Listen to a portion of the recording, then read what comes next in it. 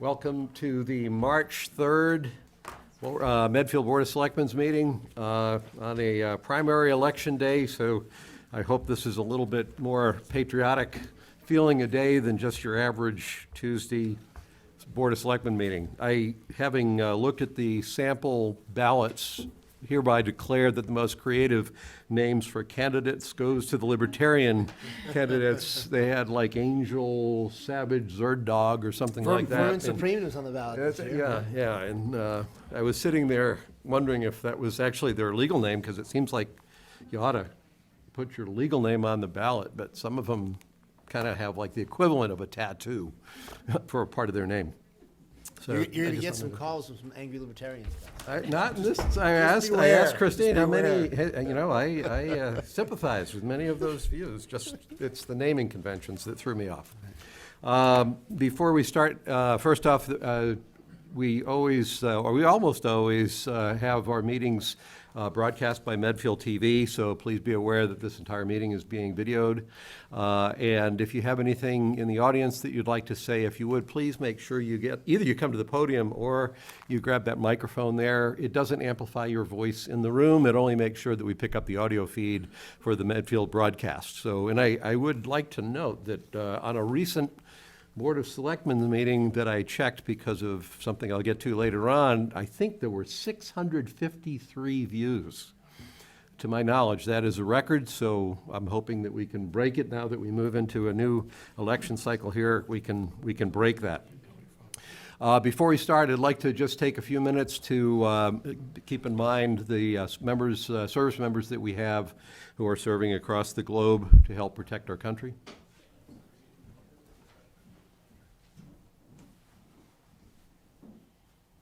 Thank you. Okay, I think and one other point is at the end of this regular meeting, we will be going into closed session under two exemptions. Exemption 6, we're going to be discussing and considering the lease of real property. That'll be the Dwight Derby House and the Hinckley property. And under exemption 3, to discuss strategy with respect to collective bargaining, where an open meeting may have a detrimental effect on the government's bargaining position, and to discuss strategy with respect to pending or threatened litigation. So that's a Medfield police officer third-party injury claim. So we will not reconvene an open session at the conclusion of that. Did I do that all right, Mark? I got the whole thing right. It's only been a year and I finally got it. Getting there, Gusto. You only have a month left, but you're getting there. Less than a month, less than a month. And only one more meeting after this, so there's only one more chance. No. Okay. 2 more. We don't have anyone who's signed up for citizen comment, but we do have a first appointment with the Medfield Energy Committee. So Fred Davis, chair of that committee, give us an update on all things Energy Committee and discuss proposed warrant articles. And I'd like to welcome Marie Zach Nolan. Oh, I thought you were getting up with, you are getting up with them? Yeah. Yes, okay, we'll just welcome you back here. I'll sit here. Okay. So Marie's going to present one of the warrant articles. I'll do an introduction if that's all right. Mm-hmm. It's not a full report of the Medfield Energy Committee, but it's a couple of pieces that might be pertinent as we discuss especially the monetary aspects of what we're going to be asking in warrant articles. I have a handout, if that's okay. Sure. Two for you.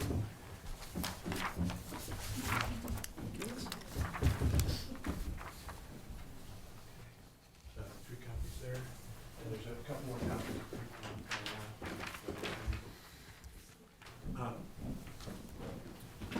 So I know you'll be interested in how the warrant articles interact with town budget. So I put some numbers together here to give a few examples of how that can play out. The first of these 3 examples is Green Communities funding. Now that we're a green community for the last 3 years, we've been eligible, in theory at least, for Green Communities funding each of 3 years. This will be the 3rd year. We haven't gotten our act together to pursue the Green Communities funding in the previous 2 years, which meant we missed out on $250,000 worth of absolutely free money to do energy improvements. Each year. Each of those 2 years, exactly. This year, since there are now more cities and towns that are green communities, the state has ratcheted down the total possible amount to 200,000 max. But I do want us to go ahead and pursue that to that maximum, $200,000. The deadline is March 27th. It's coming right up. So Amy and the Energy Committee have been working on that, and we still have a few steps to go, but we're hoping to meet that, and I'm hoping that we fill up the 200,000. So just to give you an idea of what that means, that's that number one there, that example, Green Communities funding.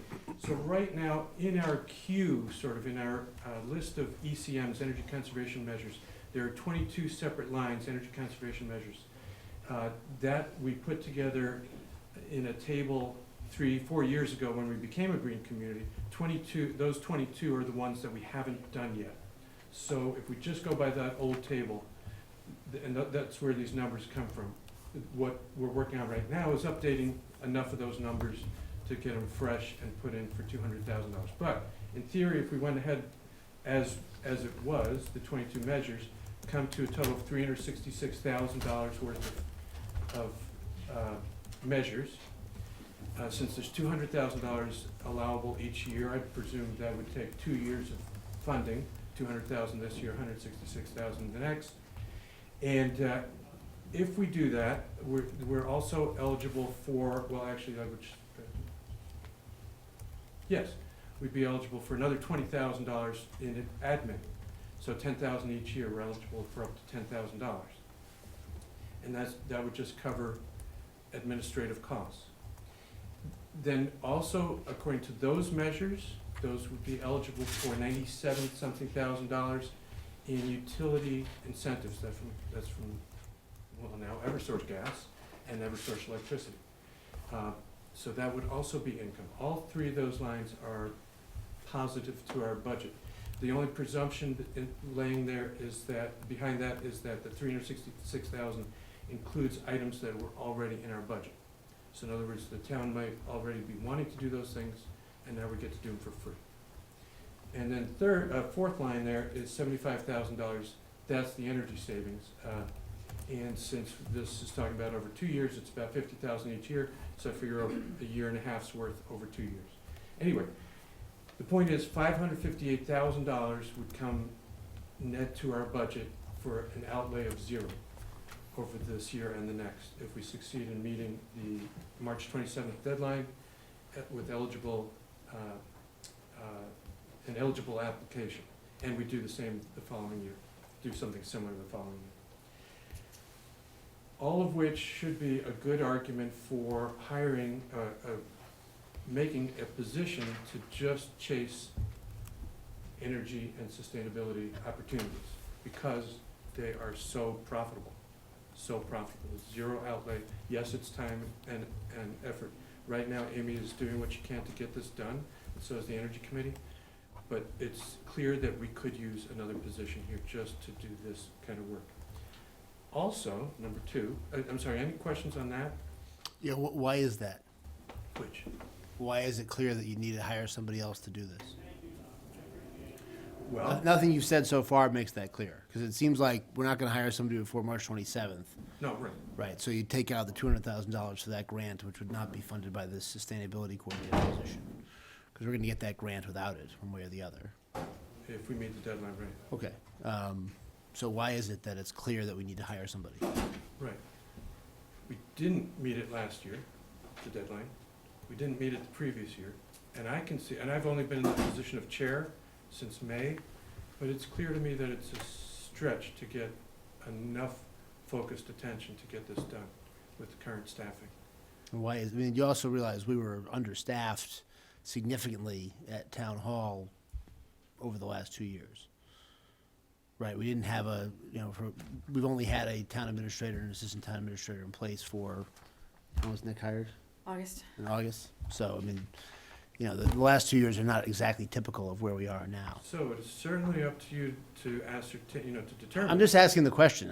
I'd Right. like something other than just you saying, I want this, right? I'd like some argument, some evidence, you got some it. data. It's up, what I was going to say is that it's up to the select board to say how much of which position is allocated to this kind of a task.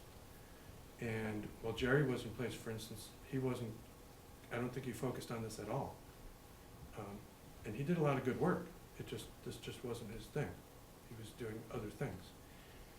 So it's not my position to say how much of Amy's time is available for this.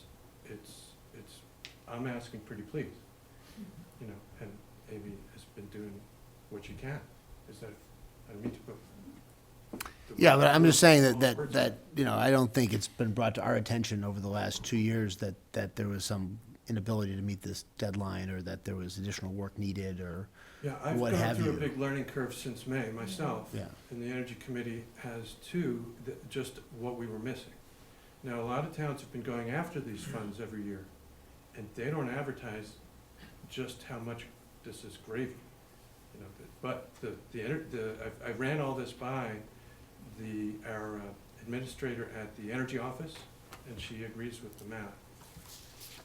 One other indicator is, as I said, they ratcheted down from 250 to 200. They also said, How many hours does it take to put together the Green Communities Grant? well, since we've never done, we only did the initial, and that was a few years ago, and we did have to get a consultant because we made it part of the initial Green Communities application. And that was for 148,000. And that work was not even finished till Amy came in and got all that cleaned up this past summer. And we weren't eligible to apply for new funds until that was cleaned up. I mean, Amy, can you estimate how many hours of work, not just for you, but just total, would go into putting together a Green Communities Grant? Just you want to use the microphone? I think I've been probably. You want to just use the microphone? Just, I think I've been estimating about 15 hours a week toward the MEC. So far, George, no, I was talking about just for the grant application. that's it will take quite a lot of time within the next 3 weeks. I would say, 25 hours a week Okay, for 3 weeks? on top of everything else that Right. needed to be done. Right. So that's total be 75 hours to put Yeah, together the grant would think so, application, yep. total. Yeah, there's a lot to do. One of the problems was that we couldn't apply for these annual grants until we had actually spent the 148,000, and we didn't spend the 148 until recently. Right. But it sounds like right now we've got about, do you agree that 75 hours of work, is that about what it would take for an employee to do a Green Communities We'll Grant? know for sure afterwards, but Yeah, I yeah. trust Amy's judgment on Okay. the amount of time it's gonna take. And presumably, the person you want to hire would be working for more than 2 weeks. That's about 2 weeks of work. Look how profitable. Yeah. So Even more Marie profitable if you don't have to was hire in my- somebody else to do it. Marie was in my position for many years. Yeah. I've No, yeah. had, not one yet. Got it. I just, well, someone else might have made the point that first we put together the Green Communities application, which took countless hours to actually do that in order to get awarded to be a green community. You remember that several years ago, there was this 5 criteria and all that. And then you have this annual report that you have to put together. But that requires tracking throughout the year, metrics on your energy conservation measures. You have to say, these are the ones that we want to do, and then you have to implement them, and you have to track the savings. There's a lot of data-driven work that needs to be done throughout the year in order to put together the report. And then you have to address the comments on the report. Thank you for mentioning that. Unfortunately, that's a digression, but I do need to mention it, that we did finally put together our first annual report. Again, we missed 2 other opportunities, but we finally got, and Gus, thanks very much for your diligence on that. You read that. Learned a lot. Every word of that. What's that? I learned a lot. Yeah, 20 or 30 tab spreadsheet. It was incredible. So we submitted it. The first response from the Energy Office was great. Second was, we have a few questions. We responded to those questions, to whatever, 6 or 8 questions. We said, here are the answers. One of them was, it was a great one, it looks like this facility called the emergency MEMA building. What is this MEMA building, and why does it have such a weird energy usage? So we got the There's a lot of weird everything. right. So we got the narrative back to them, and they said, "Oh, That makes sense. Okay, so we thought we were all set. Unfortunately, I got a call last week saying, oops, went to another level of review. We got one more question, or a few more questions. And they're all about vehicles. And all vehicles have to meet a certain miles per gallon efficiency. All vehicles that are in certain categories. And we have to go through a process now of addressing that chart. Bottom line of that might be that we have a vehicle out of compliance. If so, they'll tell us, and they'll tell us what we have to do about it, I should say. So I just wanted to mention that it's nothing to be done now, but I might have to come back. with some. There are many instances when we have our monthly meetings that we say, oh, we wish we had a energy manager or sustainability coordinator that would follow through on this action. So that's a good example. Yeah, the like next the one. examples of actually applying for incentives when you're supposed to on a timely basis, and how we lost out. We What discussed examples? that, the meeting yesterday. Yes, the retro commissioning, yes. So there's a process that Jerry initiated and Amy finished, but between the two, as you said, we were down on staffing, and the Energy Committee was unaware that there was a moment in time we should have said pause to that process, the Blake retro commissioning. Once the EMS, the energy management system, was upgraded, that we got a report saying, here's a bunch of energy conservation measures you might want to pursue. We should have pressed, we didn't know. We didn't even have the report until many months later. We should have pressed, the town should have pressed pause and said, okay, energy conservation measures, good. How much are they gonna cost and how much are they gonna save? Submitted that information to the utility companies. Utility companies would have said, yes, please do go ahead with this. And we'll pay you this much for pursuing that. We didn't push that pause button, and Amy did go ahead with the energy conservation measures. So we're gonna get the energy conservation, but we're not, at this moment, likely to get the incentive funds from the utilities that we could have, should have gotten. That's the example you're talking about. The third example, it would pop up maybe in number 3 there. Just to mention solar, we have 2 sites operating now, 341 kW wastewater treatment plant, public safety. This past year, that's responsible for $96,000 in SRECs, that's just cash, and about $60,000 in offset electricity. And there's nothing we have to do about that on a year-to-year basis, but get the ball rolling a few years ago. We have been sitting on the opportunity at the DPW, 155, so that'd be about a little less than half of that total. And we have a lot of funds, we think, that were set aside a few years ago. Anyway, it requires attention and process and bring it to you for approval. But that's opportunity, and also, much bigger than all the above, is the potential at the old landfill. So those things are things that could be addressed if we had a sustainability coordinator, which is the warrant article that Marie is going to talk about. So how many hours of work is that? Of the stuff you've listed, the things that come up at your meeting, it'd be great to have somebody to do this work for us. How many hours of work? We're estimating about half-time. Based on what, though? Right now, you've described 75 hours worth of work to do the Green Communities grant, and how much work is it to apply for the incentives that you just talked about? How much was that? I mean, to apply for the incentives, how much work was We it? We didn't do it from that point of view. We looked at more the size of the town, and we did an informal survey of some area towns, local towns, ones that have sustainability. Do I need to? You can sit if you want. Yeah, I've got the microphone. Ones that have sustainability coordinators or energy managers, and we saw what they did. A lot of them have part-time ones they don't pay them benefits, but it's less than 20 hours, but they seem to make a big contribution to the towns and working through this whole, following through with energy conservation measures and even doing outreach for the town, and also looking at renewables and where you might want to cite them, and just managing consultants if you need them, or just doing feasibility studies. It's just an ongoing process. So we think that 15 to 20 hours would be they could be very busy with supporting the director of facilities, the town planner, the energy committee, that we're all volunteers.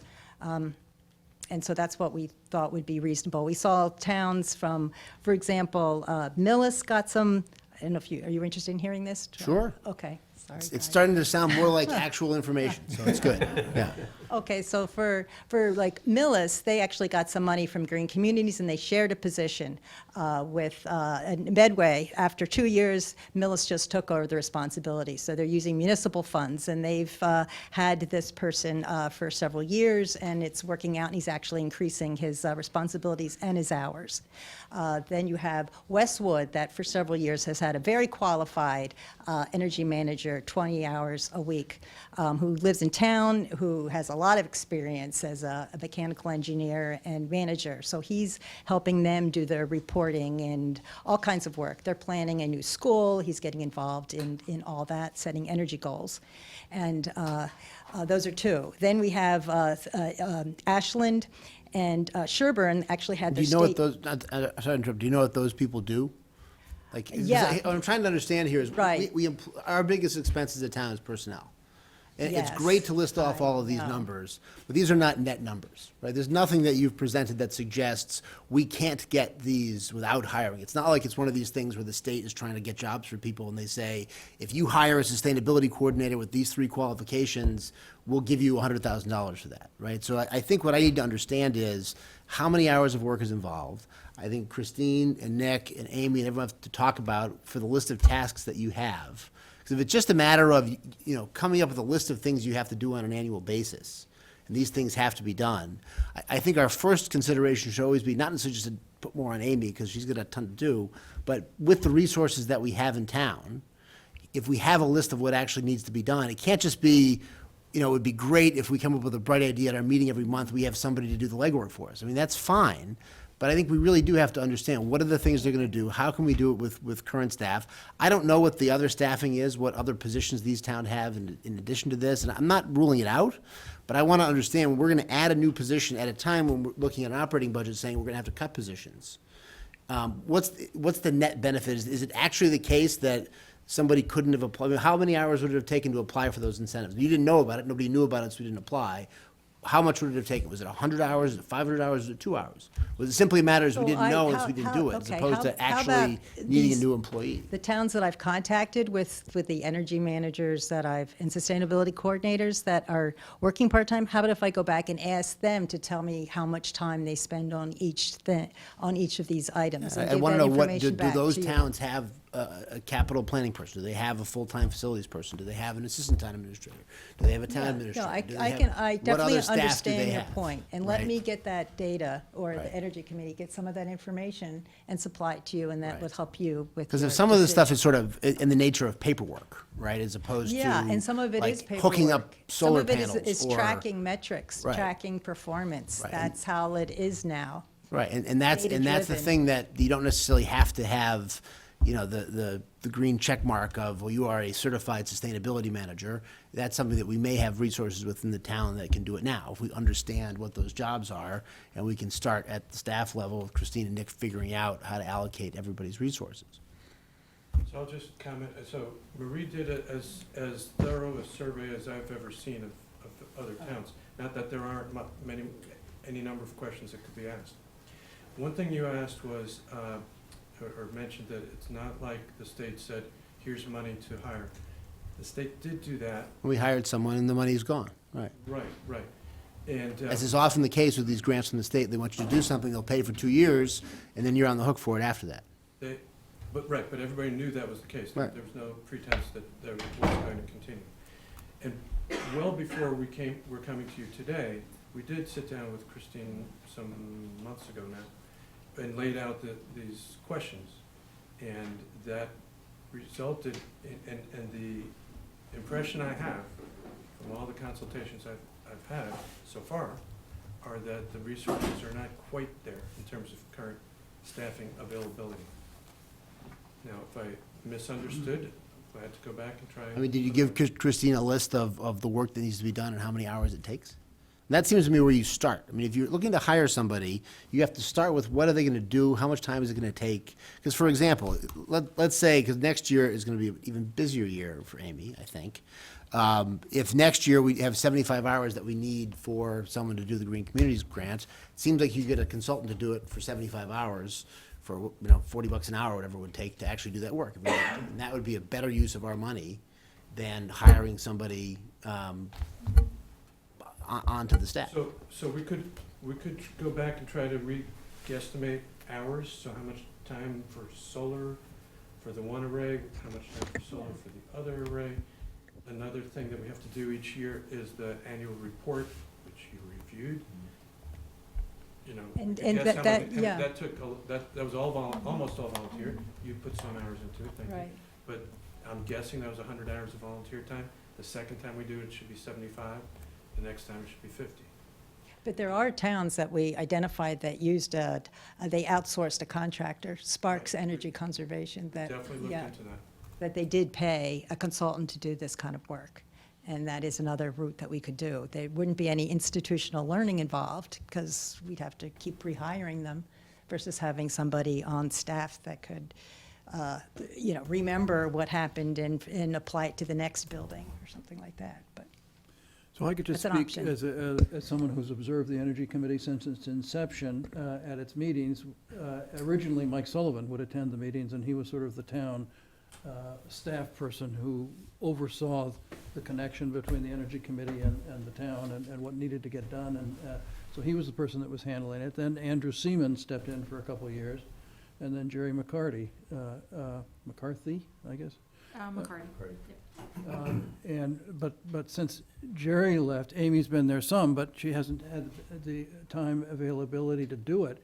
And what I can tell you from having watched it is that without that town staff person being there at the meetings, taking the things, the ideas and initiatives that are generated at those meetings and moving forward with them, that things don't happen. And that's, I think we've lost out on a couple of Green Communities grants.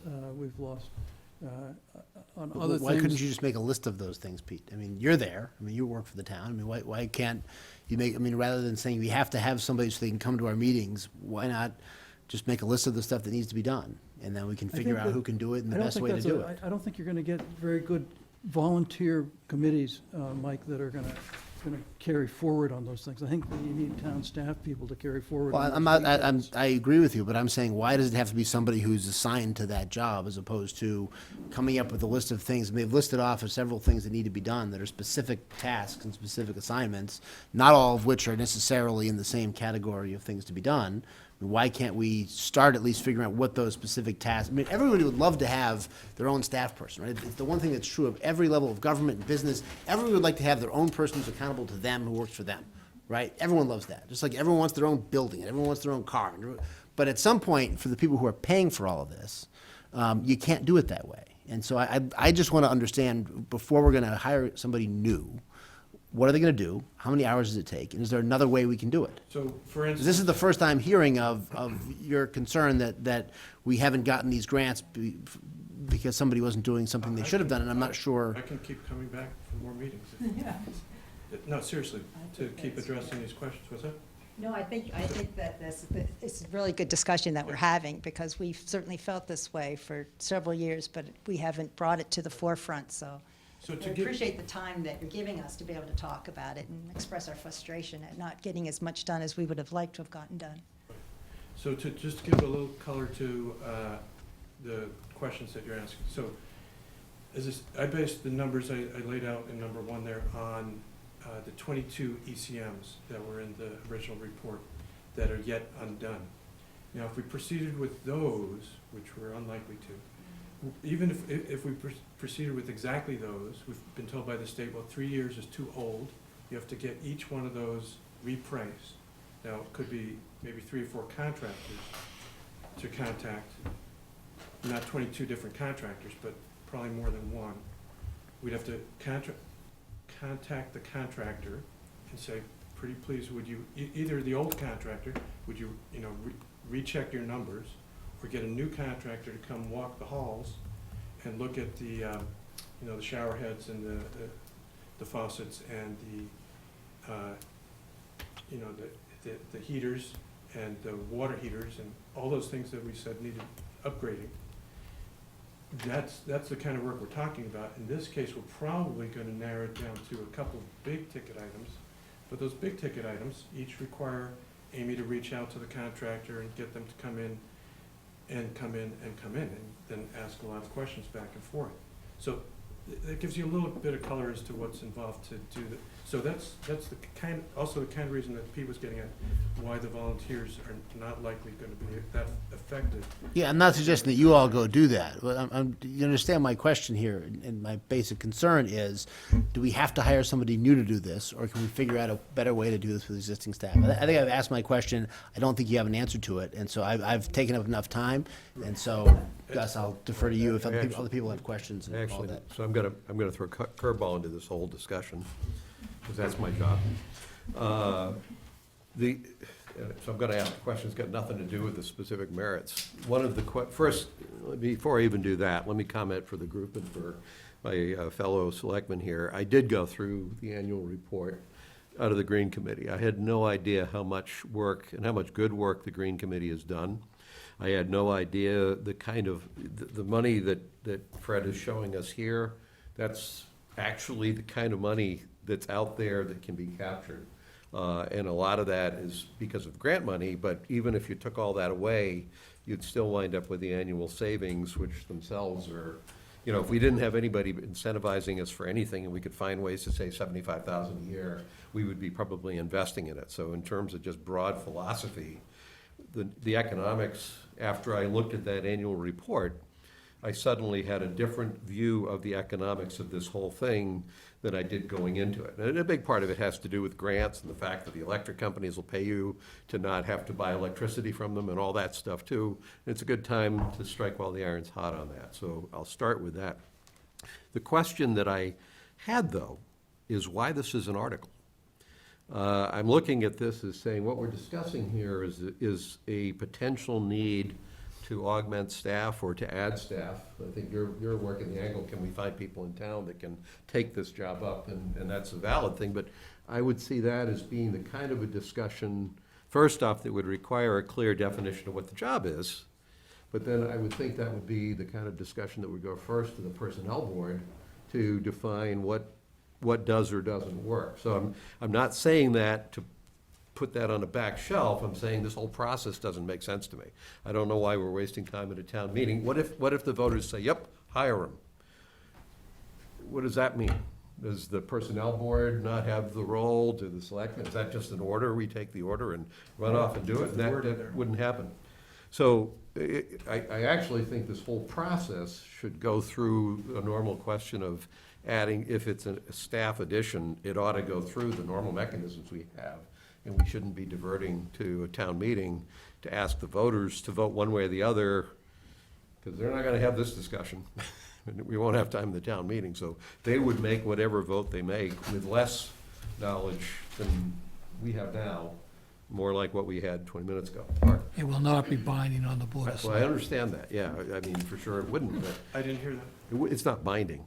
It would be a non-binding resolution. And I'm But I think thinking- the town meeting would have to appropriate funds toward it. Well, that's, It would have that's- to be subtracted from someplace else. and so in essence, it would be far better if the town looked at that and figured out whether that made sense. In other words, if it's a rogue article that says, give us the money, if that's the adversarial situation, well, that's a little different for something that shows up there to see what the town says. But I don't think that's where you're trying to take that. So that's point one about broad process here. I don't even know why this is an article. Having said that, the numbers that you put out here, Fred, I believe them, because I've seen them on the chart. And in broad, for background, I think the projects or the initiatives that we have carried out in that annual report were largely the no-cost, low-hanging fruit. So they were things that we got benefits from, and there was almost no money on the town's part that had to go in. These subsequent initiatives have, in some cases, I think, larger paybacks, but they do involve some sort of an expenditure by the town. It's just that if we're lucky, we get it funded through grants. So we're gonna spend money to get the money, but It's not the zero-cost things that we did before, and that's fair. They still make a lot of sense. No, there would be zero net cost. Zero net cost. I'm saying, I think, as I recall from the annual report, some of the initiatives that we took on were zero cost. We actually just did things differently, and they were beneficial. Well, Amy's going to talk about tonight a whole class, a second round of a class of ECMs that are literally no cost in Right. town. That's, There's a great, and we really support it. I'll just warn everybody that those are, in the current scheme of things, unlikely to come up again soon, because Amy's done a very good job. mhm. First round for the schools, second round for the other buildings, and all lighting. Lighting is in this special category from Eversource with the contractor, whatever it costs, or not whatever, but within that program, they'll pay for everything. So, And we are talking about that kind of thing here, because the $366,000 worth of items that we would otherwise have on our budget, yes, you're right, we have to pay it out, but we get paid back every penny. the issue, But the you issue I'm propose that trying to to be covered by raise, grants, though. I mean, that's the idea. The idea is we got these grants, the grants would fund those things. If we apply, right? Yeah. so the issue I'm making is not the economic argument, are these worthwhile things to do and do they pay for themselves? I'm convinced they do. The issues that I have here are around certainly process that brought up, and it's the business, I think it's the point that Mike is hitting on, it's the business analysis that goes into how to do this. When I look at these, I sit there and say, well, all right, how do we know we want to hire somebody to do this versus contract? We have a list of projects, we have a list of initiatives, and I'm not really clear whether the real work is the writing of the grant, which means we want to hire a grant writer, or whether the real initiative is kind of the project manager overseeing the initiatives working through the contract. So I'm a little confused about what that role would be, but my real issue is, I know what the list is, and I know that list can probably drive us with significant returns for 3 years, but that doesn't justify hiring someone for, I figure when we hire someone to the town, we're hiring with a mindset that says, we're gonna need this person for 20 years. And so I'm looking at a defined need that I can see as, a 3 to 5 year need, So the- and a decision around staffing that, in my head, is a 20-year decision. So let me address that one first, if I could, if you don't mind.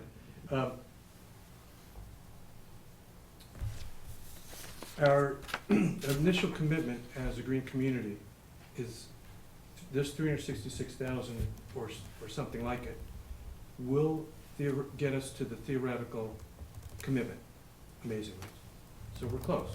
We've done a lot of work, which is fantastic.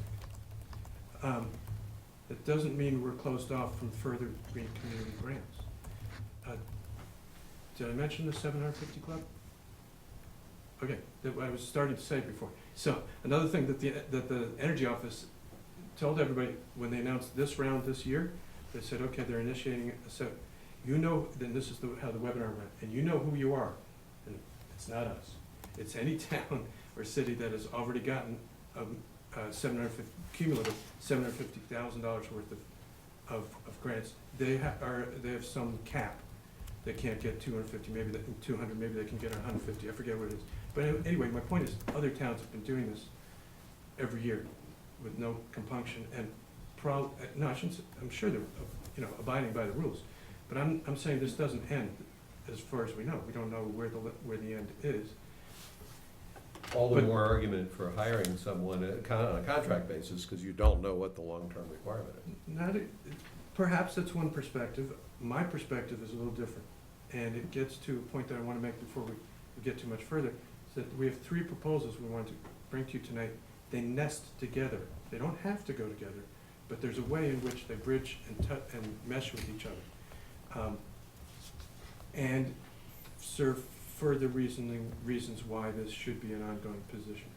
Should we cut the discussion of this particular You could. article off now? I think we've laid out. If that's okay, and Marie, could you hand out the wording that we got to, so you have it to work from if you want?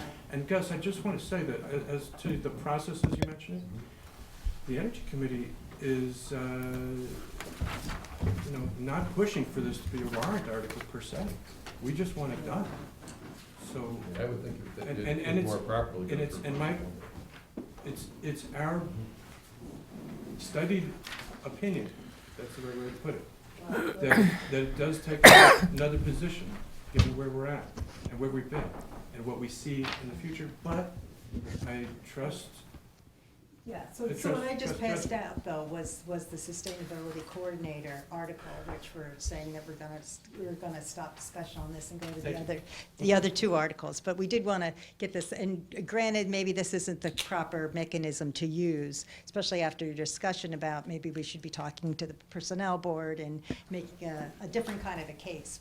Right, so- But this does lay out, and it's based on some other towns, the kind of responsibilities that a sustainability coordinator would have. A lot of it is working with the town administrator, the facilities director, the town planner, getting the grants, but also researching, implementing proposals for residential energy cost-saving initiatives, too, ones that aren't necessarily involving green communities and ECMs for the municipal facilities that we have. And also, just as I had said before, outreach and communication strategies to engage businesses and residents related to climate, energy, and sustainability, and also renewable energy projects. So there's a lot of other things now that we just haven't defined, but will become more and more important as climate change becomes more of an issue, and we're setting sustainability and energy targets and with some of our buildings. Want me to do that one now? Yes, so that's all I want to say about the Okay. sustainability coordinator. Okay, I was going to do the other. All right, and I would just say that if your determination is that you'd like this to be pursued as a personnel item, not through a warrant article, as I said, it's fine by us. We would just ask, to move it along and let us know how we can help. Yeah, I think, for me, I just want to understand what the work is, and what's going to be done, and what needs to be done, and if it's, because we have lots of different departments who'd like to hire people, and sometimes that's a good idea, sometimes it's not. But understanding what the actual skills needed are, what the tasks are that are required, you might be able to combine positions into one, assign somebody else's time. I mean, there's a lot of ways to do it. I guess we were also interested in knowing about the timing. Well, we're talking about town meeting and town budget. This would be a good time to talk about this versus, I don't know when Personnel Board makes decisions, and we're going to be losing yet another cycle of being able to get more green communities funding and following through. So, Mike. I think part of the sensitivity on that, Maria, is that right now the town and schools are trying to figure out how to close a $1.1 million operating budget gap. And so putting additional fund requirements into that mix at this particular point in time, this is not saying it's not worth doing. It's a question of what process do we use to get there. At this particular point in time, we're not looking for new ways to add more into that So- particular bucket if we can avoid it. Nick and I went through yesterday, we're cutting staff, we've already cut a position at the town hall to half-time, so adding this in there will result in having to cut something else. So what happens to the $500,000? Well, so the question is, how much extra money does this involve? Because if you got the Halftime grant, yeah, I mean, I don't, So the halftime position can be looked at, I would think, against $500,000 net to the town over 2 years. Well, that assumes, though, you can't get that without the new position, and that's the case you haven't made yet, right? Is that it'd There's be even been- better if you get $500,000 and not hiring somebody new. And so, understanding exactly it seems like most of the money that you're talking about will come from getting the grant. So remember, Right. I'm here. Is that, only- can you answer my question? Yeah. Most of the money, and again, I agree with Gus. I don't question the math. I don't question the benefit of this. I don't question any of that. I question the need to hire somebody to get it. So most of the money comes from writing the grant. You agree with me that you're not going to hire somebody before March 27th, right? So there. Right. You're not going to hire somebody before March 27th, Oh, correct? yeah, yeah. Right. So this year's application has to be done without this position, right? So $200,000 of the grant is already really not, it's not even a question for the sustainability coordinator because they're not going to work on it, right? So then you're talking about next year's grant. And so if that's another 75 hours of work to write next year's grant to get most of the money, if that's what it is, I mean, from my point of view, that's a grant writer, as Gus says. So there If is there's a lot list of other things with hours attached that, can support another position or reallocation of people's times, then we can look at that. It is not just grant writing, because let's be clear, I mean, we're not demeaning Amy's work here, there's a lot of continuity. So the contractors that Amy has to go to get numbers from are the same contractors then that will have to go to contract to get the work done afterwards, and the same contractors we have to hound to get the reports that it was finished. And then that information has to be submitted back to the state saying the contract's all done, and all that has to be done on a yearly cycle so that by December, we can put it in our annual, I'm sorry, no, it has to be done by February or so that this next year's cycle is available to us, so we're eligible. Yeah, a lot of the duties are involved have to do with project management. Right. You're managing initiatives, projects, yeah. So I think Mike's point is if, in fact, this year's grant is done without that person, but then we get that grant, it sounds almost like a pump priming thing where then we would have the money to pay for the Yeah, there'll be a coordinator, lag. and then it would be a little easier from the Right. financial And- standpoint to look at yeah. doing that. And Amy, not to put you on the spot, but I'm assuming if we bring somebody on board, it sure sounds like this is a person that's gonna be working in your sphere, so. Fred, you're doing a valiant job to justify this. Marie, you're backing them up, but also at some point, as I would look at it, we'd want to hear how you would want, if you told us that, hey, this is a job, I really need this, and yeah, they do this thing over here, but here's what it really looks like, then it all of a sudden makes a lot more sense, because we'll know how to answer the questions you're asking. And some of these monies that, when I did the research for Sherburne and Holliston, their state reps put a clause into the state budget for $50,000 for them, those two towns to be able to share a sustainability coordinator. So that gives you an idea of a part-time person, $25,000, $30,000. Ashland recently hired someone. It looked looking at the internet, it was around $55,000, $60,000. I don't know what the contract was signed, but that's what I saw just in my research. So that gives you an idea of the kind of money it would be. That's helpful. Yeah, one other thing about energy managers, it's a position that's been around for decades, large facilities, municipalities. They tend to be very motivated self-analyzers. Why? Because they love coming back and saying, look how much money I saved you, and you're only paying me this. So there's no reason to imagine that this position wouldn't be self-sustaining. If there is a reason to imagine it, you could make sure it's self-sustaining. You could say that's part of the job. Each year produce a report saying, this is the net positive to the town as a result. Okay, should we move on? Thank you. So as I said, these three nest together. The next one, not as much. The third one, a little bit. The second one is, did I hand this out yet? Yes, I did hand it out. It's called Net Zero Emissions Goal. Another way to look at it is climate goals. So there's a bunch of whereases here and then the therefore be it resolved. Would you like me to read through it? No, just tell us what it says. So, the background that's important to know is that the state as a whole has what's called GWSA, Solutions Act.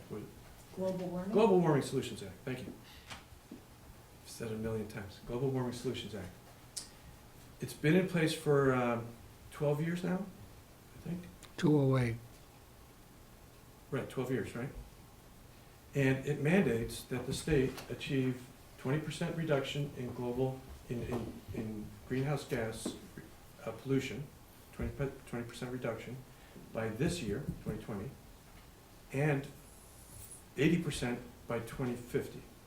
And all estimations are that we will hit the 2020 target, which is fantastic.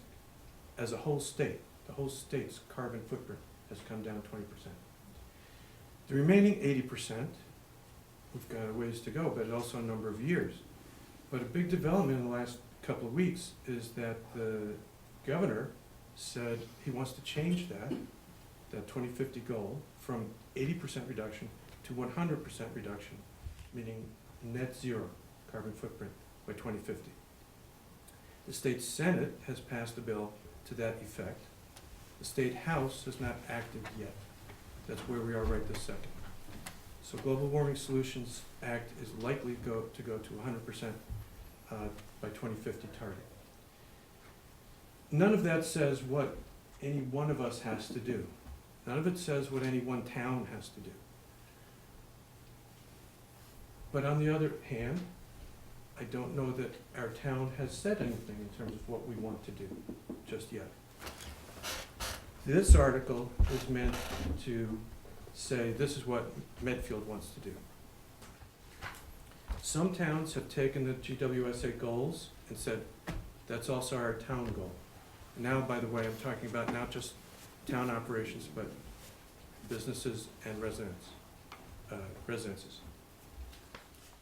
This would set a goal, this was copying Ashland's, which was passed in October, I believe, of a goal of 100%, meaning net zero. It was a By non-binding 2040. resolution, I believe. Yes. By 2040. And that's what this lays out. It's a summary.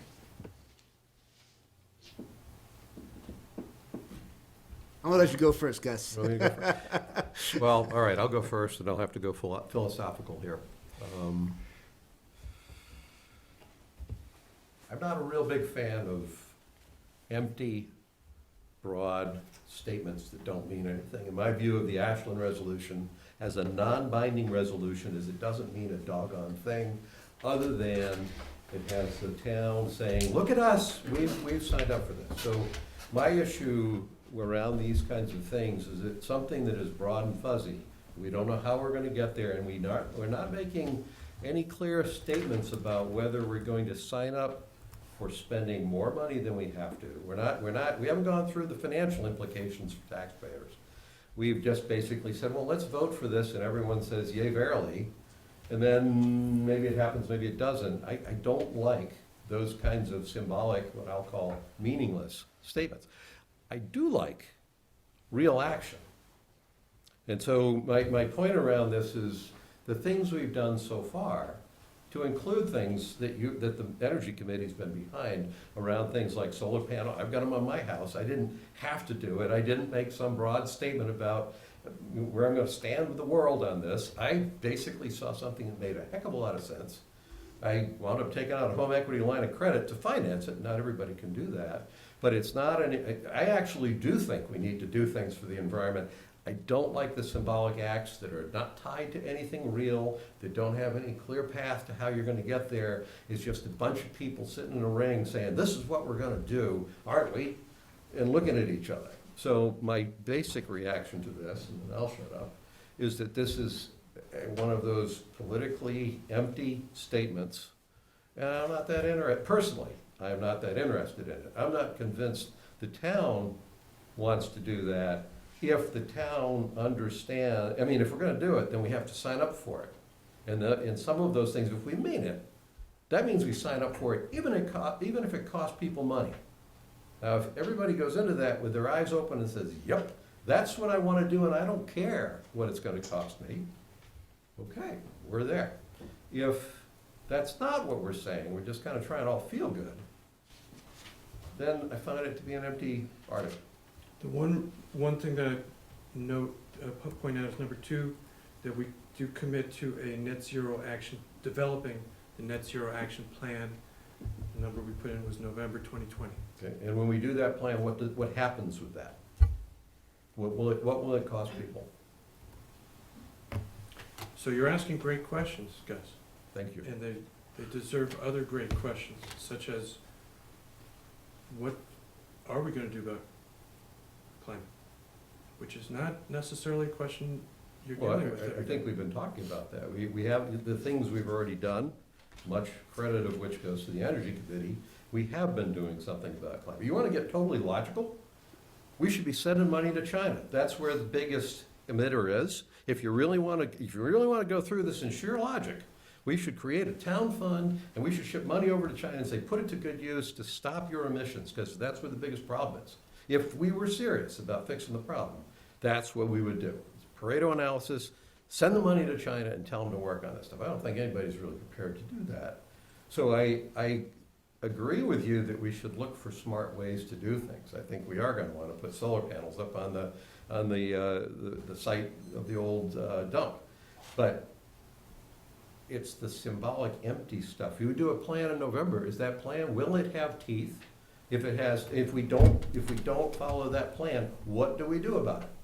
Do we enforce it, or do we just kind of say, oh, it was a nice thought? My notes here say Gus is in favor if it's, I'm in favor if it If it's doesn't cost mandatory. if it, If no, it's- no, if it's no, no. mandatory. Mandatory and expensive, Fred, make sure you get that in there I'm too. saying if we're gonna do that, I'm saying if the town wants to make a statement, if that's what we're saying, what does the town want to do? I'm saying, So- say what you wanna do and do what you say. So So don't here- sign up for something that sounds good so here's and something then that not do it. might be helpful, and, we'd be glad to bring this up to planning.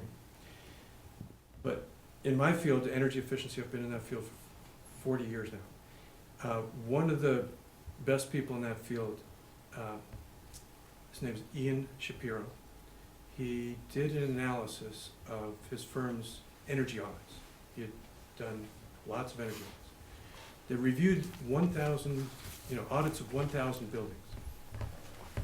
And the conclusion they came to was that, as a general rule, among those audits, when goals were set, they tended to be met. Were they informed goals? And those goals varied from almost nothing to 100% reduction. When they were set, they tended to be met. But were they informed goals? You said he did an analysis and he looked at Of the what the energy buildings audits. did, and then he came from, I don't have a problem with aggressive goals that have logic and substance behind them. I have a problem with just some sort of an aspirational goal that says something. The aspiration here is 100% reduction in our fossil fuel use. And that is very big deal. It's, What are the how- implications? How to get from here to there is a very big question. Right. We're not the first ones to be asking. Boston came up with a fantastic report a year and a half ago. I'm asking exactly the questions you're talking about the wonderful people at Boston. So, now what are you gonna do? You got a great report, so what are you gonna do? Mhm. But they laid out the steps. Cambridge has gone much further. They don't have as glossy a report, but they've gone much further in changing over city regulations and such to allow at least these next steps that have to happen to happen. What this report would do is lay out such steps for us. And those steps right now, I mean, even though we haven't written it yet, nobody's written it yet, those steps right now among energy experts are fairly well known. They're fairly well known. Some of them, like you just said, are solar, highly profitable right now. Anybody invests in solar, even municipal, it's highly profitable. Electric vehicles are almost at a par with non-electric vehicles. The biggest nut for the likes of the town of Medfield would be heating. How to move all the combustion that's going for heating and hot water and cooking, move all that to electric. That's the biggest single nut. But there's very exciting prospects on the horizon. As a matter of fact, Eversource is looking to start piloting a very exciting concept, which would be, put it in a nutshell, you take a neighborhood that's served by natural gas, let's say now, the gas company, which all of a sudden is Eversource again, it's Eversource for this case, comes in and digs up the street, caps off the gas, no more gas, and instead drills holes for ground source heat pump and connects all the homes and businesses in that neighborhood, in that district, to ground source heat pump. Who pays for it? That's very smart people at MIT had a whole symposium on it last month. I don't have all those answers, which is why a plan has to be written. And nobody has those answers right now. But without the plan, we'll never get there. With the plan, we might get there, and this plan would have to be rewritten over time. What I just mentioned, if we're lucky, it's 5 years till that might be available for Medfield. If we're very, very lucky, for a neighborhood. And who picks which neighborhood when, and as you said, who pays what? But we realize what happens there is that the old gas company, which was gonna be out of business because no more combustion, the old gas company becomes now a BTU company, a company that's supplying heat directly through heat pump. So they stay in business. is part of Well, that so they're answer. the ones that sound like they need to have the plan for how to do this. Now, that might be, I've made my point. My point is an empty goal, and in the case of Ashland, when I read non-binding resolution, I read empty goal. This, Yeah, we're saying the right thing. Mark? this is not entirely non-binding the way it's written right now. I know this isn't. Number 2 is a mandatory thing. Okay. The action plan, Yeah. is that what you mean? It says, the town will develop, that's not non-binding. I mean, it would be easier for me if you made a case that, listen, we ought to take a look at what we would need to do to get here, and we're gonna develop a plan, or we're gonna create a notional plan for what we think the implications would be, and then lay that out to taxpayers and say, look, here's what it would take to get there, here's what it probably is gonna cost you, here's what we think might come in, are you on board? That would make sense to me, but when it's just this point out there, So, I just read it as a political. so the big thing about cost and all of this over the next 20, 40, 20 years often comes back to carbon pricing in 3 sectors. Right now, there's carbon pricing in effect in the electricity sector through the RGGI program. It's behind the scenes for all of us, but has had a major effect in lowering the carbon footprint of our electricity consumption, and it continues to do that. TCI is the initiative that Governor Baker's is championing right now for the transportation sector. We put essentially carbon pricing in effect into the transportation sector. And incidentally, the flaw that I see in all of this, this was my thesis in grad school, emission reduction credits, pricing of pollutants. The issue is, what's the mechanism that sets the price?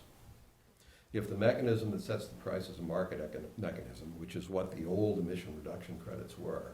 So Right. basically, you could bid, you get credits, you could trade them, there was a market price. If that was the issue, I think that's a good thing.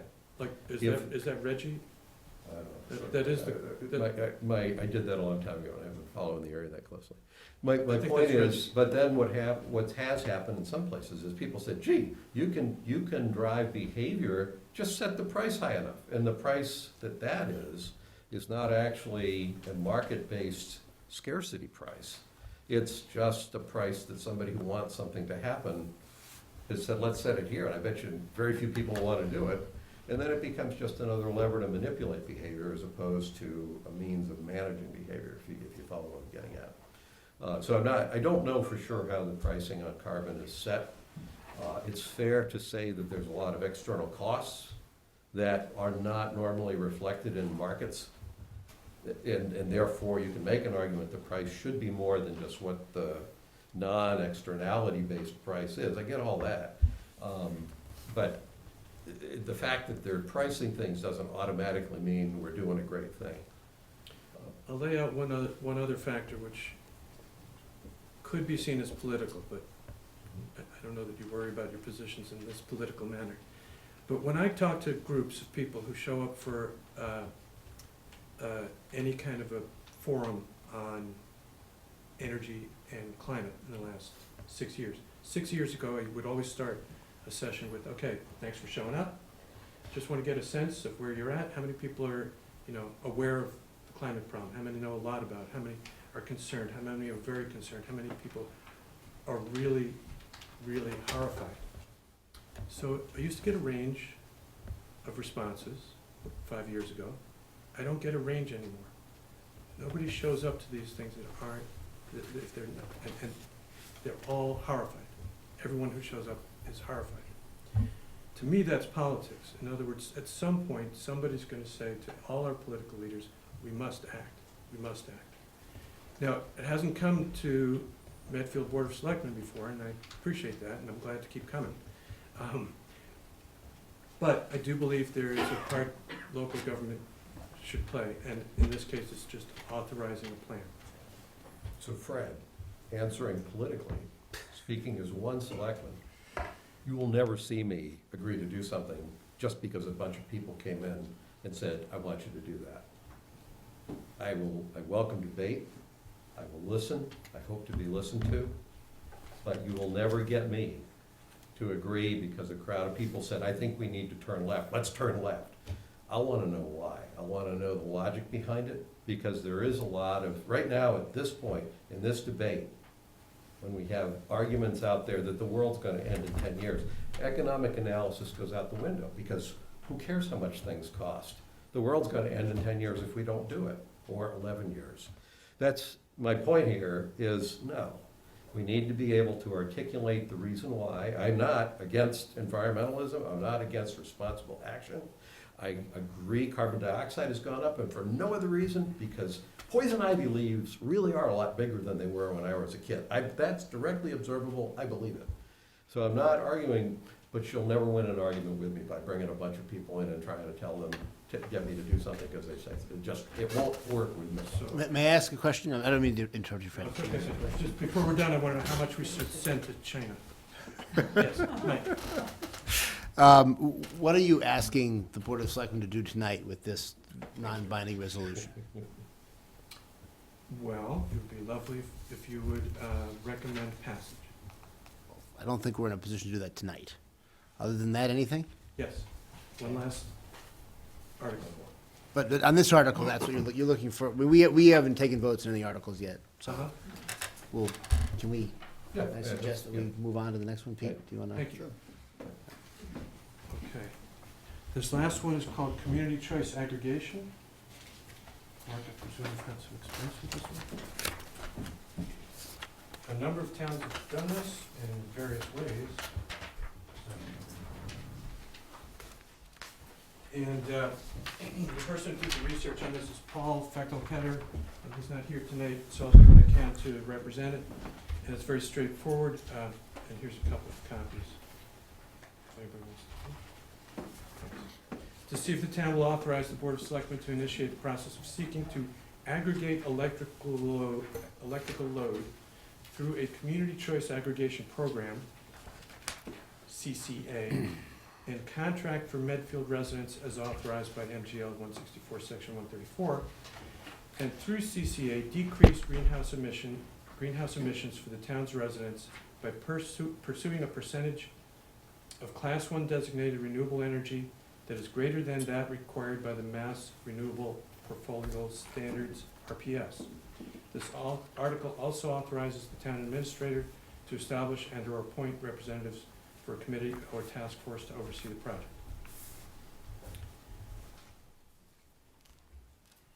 Now, this is, a few years ago, I would have said this was impossible, but I'm going to lay it out succinctly. The concept is, because of this authorization at the state level, it's possible, towns have done this, to negotiate with a supplier of electricity who's not Eversource. There are 3 vendors eligible. We could approach all 3 if we wanted. And they would, we would negotiate with them, and they would propose a program. And that would be a rate and a certain level of renewables in the electricity supply. And we'd go back and forth, and then come back to you, come back to you for approval at that point. But I think it needs town meeting approval in the first place to do this. Now, what the surprising thing is that it's happening, and that these, let's call it more green electricity deals are coming in at prices commensurate, meaning the same, or just about exactly the same as Eversource basic service, or even slightly lower. Now, how's that? Which one would that be, Fred? How much? Like in ballpark, what does that work out per kilowatt hour? We're at 17 cents, I think, right now? 11. Does anybody know? 11 cents? Isn't that what, I think Penny was saying last night, 11 cents? Oh, for the basic service, yeah, 17 perhaps combined, yeah. So it's, so we're saying that it is I'm trying to think of what I pay out, like Right now, the basic service, I think, is around 11 cents. Okay. And the comparable ones that we researched, I know Ashland found a deal that was slightly less than 11 cents Okay. for the town. It's very volatile. We just did it in Franklin. It changes daily, so.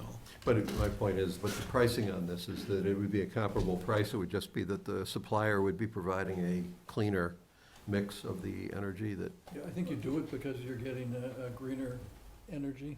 oh, I know that's why you do it. I'm And- trying to figure out whether it costs you to do it or Well, not. that may be Right, what, And what you have to expect is that it may cost you some extra to do well, it. that may be what, it depends what the driver is. The original driver was to get a lower rate for community, on Yeah. behalf of the community. That's right, the This aggregation part. green stuff is Yeah. kind of a belated. Now, I just reviewed the contract for Franklin, and there was some allusion to those as being sources for some of the energy, but basically they're transmitting, they're competing to transmit, so Is Franklin's an opt-in or an opt-out program? opt out, I think. So what we're pursuing here in the greener, it's interesting, at one point it had a green community choice aggregation, but okay, that's what we're interested, here's the greener aspect. Those are all, the whole town changes overnight from Eversource to the new supplier, and anybody and everybody can opt out from that moment forward. And the town commits with that deal to whatever the duration of that deal is, which could be a year. But then after that year, it doesn't have to re-up at all. Could go back, could send the whole town back to Eversource basic service. Why not have people opt in if they want to do it? There's no opting in, it's the whole town comes in. But if you can opt out, then it doesn't require the whole town to be in it. I'm responding in a way to the possibility of fluctuating pricing. A deal looked good at one moment in time, the next year that deal's not available, or nothing close to it is available. So if the town is shy of rates going up by X percent, doesn't have to. If the town is shy, what does that, help me understand what that means. My understanding is, Here's what I'm getting at. Yeah. Right now, everybody in town is making their own decisions about suppliers. I don't know about you, but I get probably a letter once every month or two from a supplier that offers me greener electricity, and I don't know what it would cost, because they just say, it's more expensive, so I don't know what to do with that. I figure having the solar panels, I've done a lot to make myself greener, but so I yes, don't lose you've sleep. hit on a very, very important point. Mhm. Unfortunately, the context that we're in right now is that everybody gets those solicitations. Mhm. Nobody's really clear what to do about it. And there's a reason, because there's a lot of garbage in that market. That market that I'm referring to now is the individual retail alternate source. It looks good, you can go greener, you can go less expensive, and then what tends to happen, and the Attorney General has had has taken a tremendous number of companies to court and put them out of business, put a number out of business, and the rest are not necessarily better. Anyway, the problem is that as an individual, you sign up with all good intent, with all expectations, I should say, and then 6 months or a year go by and then ratchet up and you weren't paying attention. And guess who gets hurt the most by that? It's people who otherwise can't afford it. So it's a real mess out there. It's a real nightmare. And this would mean the town negotiates with one supplier, and those suppliers are authorized by the state, and I've never heard of any issues with it. It would tend to help resolve those problems, not make them worse. So I guess my point is, I'm thinking that the people in this town are in fact capable of making those individual decisions and don't require the town to take hold of those decisions and coerce them. I have an aversion to using the coercive powers of local, state, or federal government, so that's where I'm coming from. The idea of But the as a town true providing. economist, you would want purchasers to know what they were doing, Well, I think they to know do. what they're getting. I think they do. You don't. You don't know what the green content is. No, I think they know how to make a decision about who they want to buy their supplies from. Mr. Chairman, may I ask a question? Sure. So, if this article were to pass, would this mean that we were gonna go ahead, like, what would the next decision be? Would there be another town meeting vote to actually do it? Or would it then be up to us to pick between the bidders for the Right, you- electrical? You would authorize whoever you want to do the negotiating, come back with a proposal. And then you'd say yea or nay. You need a consultant. You could say nay. I'm sorry, Mark? You'd probably need a consultant. Yes, which gets to the bottom lines there. Why do you need a consultant? Because they know how to shop it around and advise you as to what's, If there's only three. I don't know that that's correct or not. All I know is the communities that have been involved with this have all used outside consultants. I have seen that to be, I don't know if it's all, but yes, I've seen that. So look at the notes, if you would like to look at the notes at the bottom. Wayland, says there are no anticipated costs beyond minimal town staff support. The town will engage a consultant to manage the process who would be paid by fees on the supply rate at no cost to the town. To the town, but it would Right. affect the rate. Right, and the next item is a little more explicit. Ashland says a full-time sustainability coordinator, which goes back to where we started. The town added an operational adder of .000. That's because it's a beneficiary of spill. Yeah.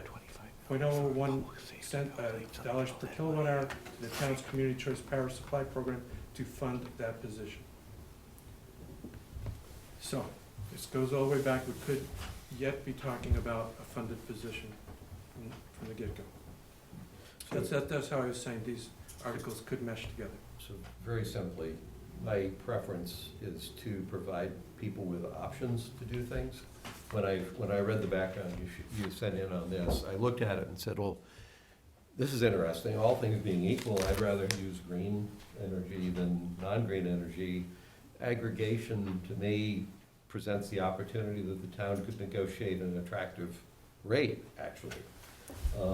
More attractive certainly than any individual is going to be able to negotiate. So the fundamental concept is not something that I just, stuck my nose up in the air and said I didn't like. The piece that I don't like about it is the coercive piece that says, well, we're just going to take that decision away from you, and for those of you who want to fight to get your flexibility or independence back, you can. My preference is give people an option, make a compelling argument for that option, even if the rate is higher. But if it's, if basically by doing this, you get to a higher rate, but not as extremely high as might be if an individual tried to do it, and then make the case for the environment and encourage people to do it, I'm on board. I think that's great. I think the reality, Gus, is that if you do it that way, that you're just not gonna get people to sign up. Nobody wants to Well, spend then the time apparently studying. that's because they don't want to do it. Well, no, they don't wanna spend the time studying the energy rates. But if the town did it for them and came up with a That's- proposal and said, this is the best route for the town residents to go to, I think the town residents would Folks, accept if our that, would country is believe getting in to the it. point where we prefer to have our governments tell us what to do, I'm not on board with that. No one is locked into this. Anybody that wants to can opt out of it and go Or back. opt into it. I understand the psychological, I understand the psychological studies. We'll get people to do one thing and people tend not to do it. I'm saying that that's not something that as a country we should just embrace. But if you set it up as an opt-in system, it's not gonna happen, because you're not gonna have the mass of people that are gonna opt into it, that are gonna create the savings. We've got a And so lot of then- solar panels up on roofs in Medfield, and that was an opt-in system. But you don't have And that other costs a people, lot of money. you don't have other people choosing different electric providers in any sort of number, I bet you. Well, I beg your pardon. Penny Connor attended our meeting last night. What was the number she said? How much time people spend looking at their electric bills? Not much. 9 hours, was that? It's 8 No. minutes a year. 8 minutes, Yeah. 8 minutes. Say per 9 year. hours, that's a time on an electric bill. 8 minutes per year.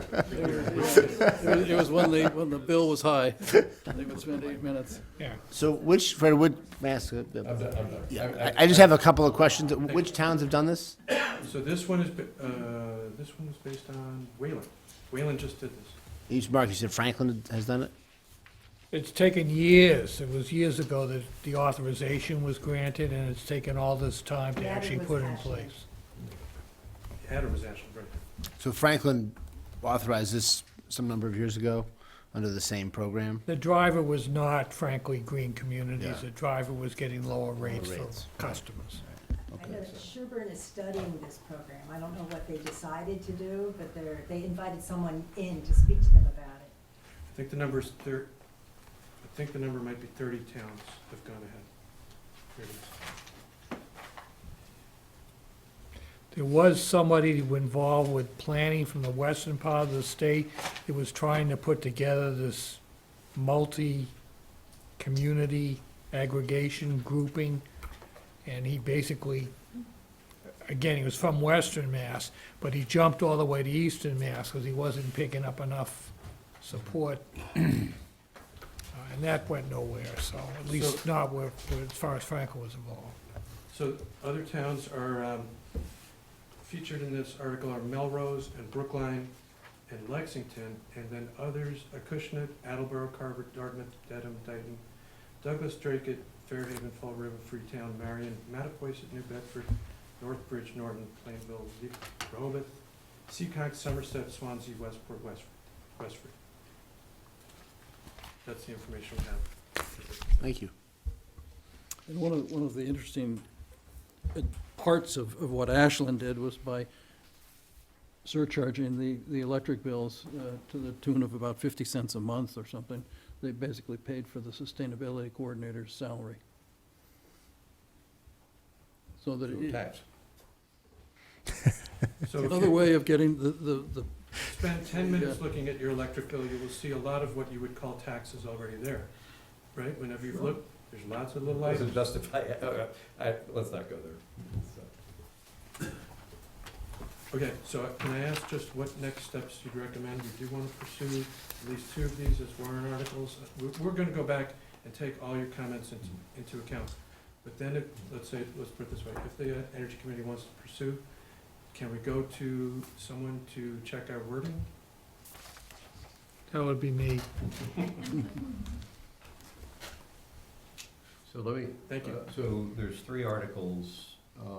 We didn't actually take a sentiment on whether they should all proceed. The one on the sustainability coordinator, from my standpoint, is one that ought to go through the personnel side as opposed to an article, but that's a practical issue around the right way to do it, and the fact that if it were passed in an article, it wouldn't be binding anyway. So my thought would be that one would be, a suggestion would be to go through. The other 2, I think, are fine to stand there. We'll have to come up, we'll have a discussion about the merits. You kind of know where my cards are on those 2, but I don't know where, and I'll sleep on it longer. No offense, but the aspirational one, I mean, I would edit it down aggressively. Would you ditch all those whereases? Yes, Short answer, yes. for an article, yes. Good, I'm glad to hear that, because I didn't like them. Would it, am I allowed to talk?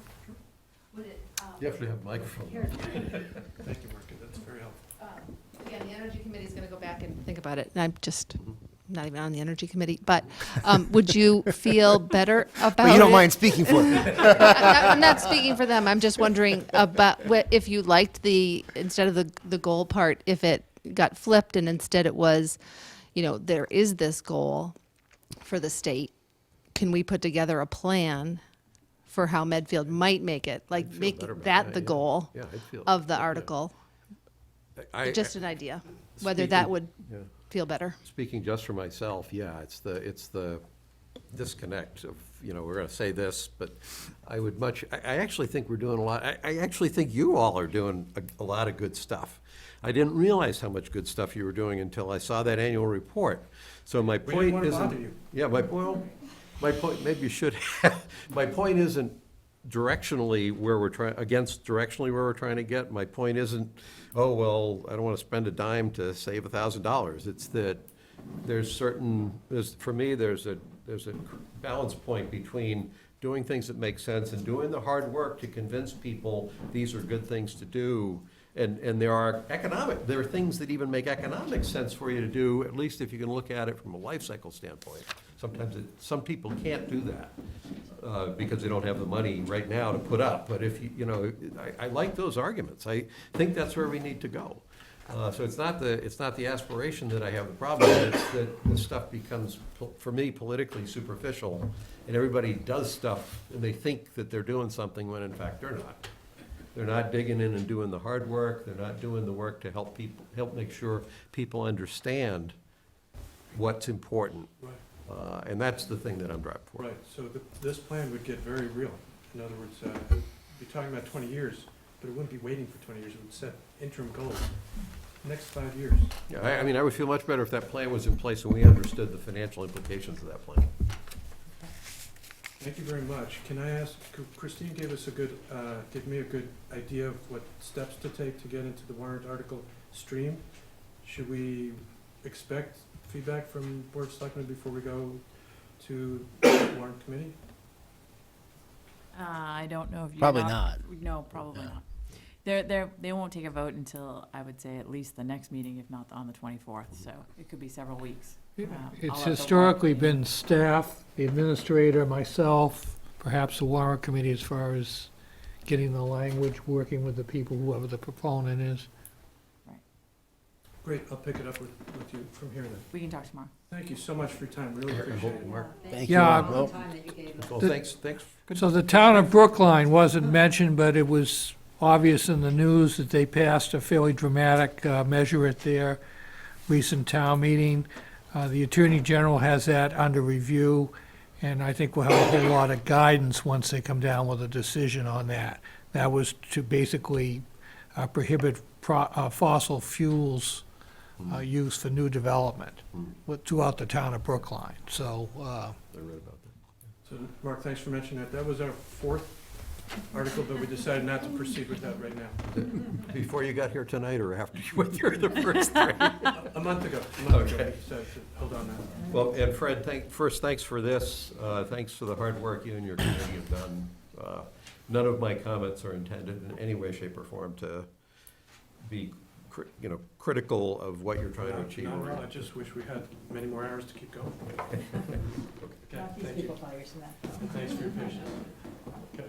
All right, Thank you. next. Is there something else? Do we have something else? Where'd I throw my, Amy is next. lost my, Amy, you're up. There it is.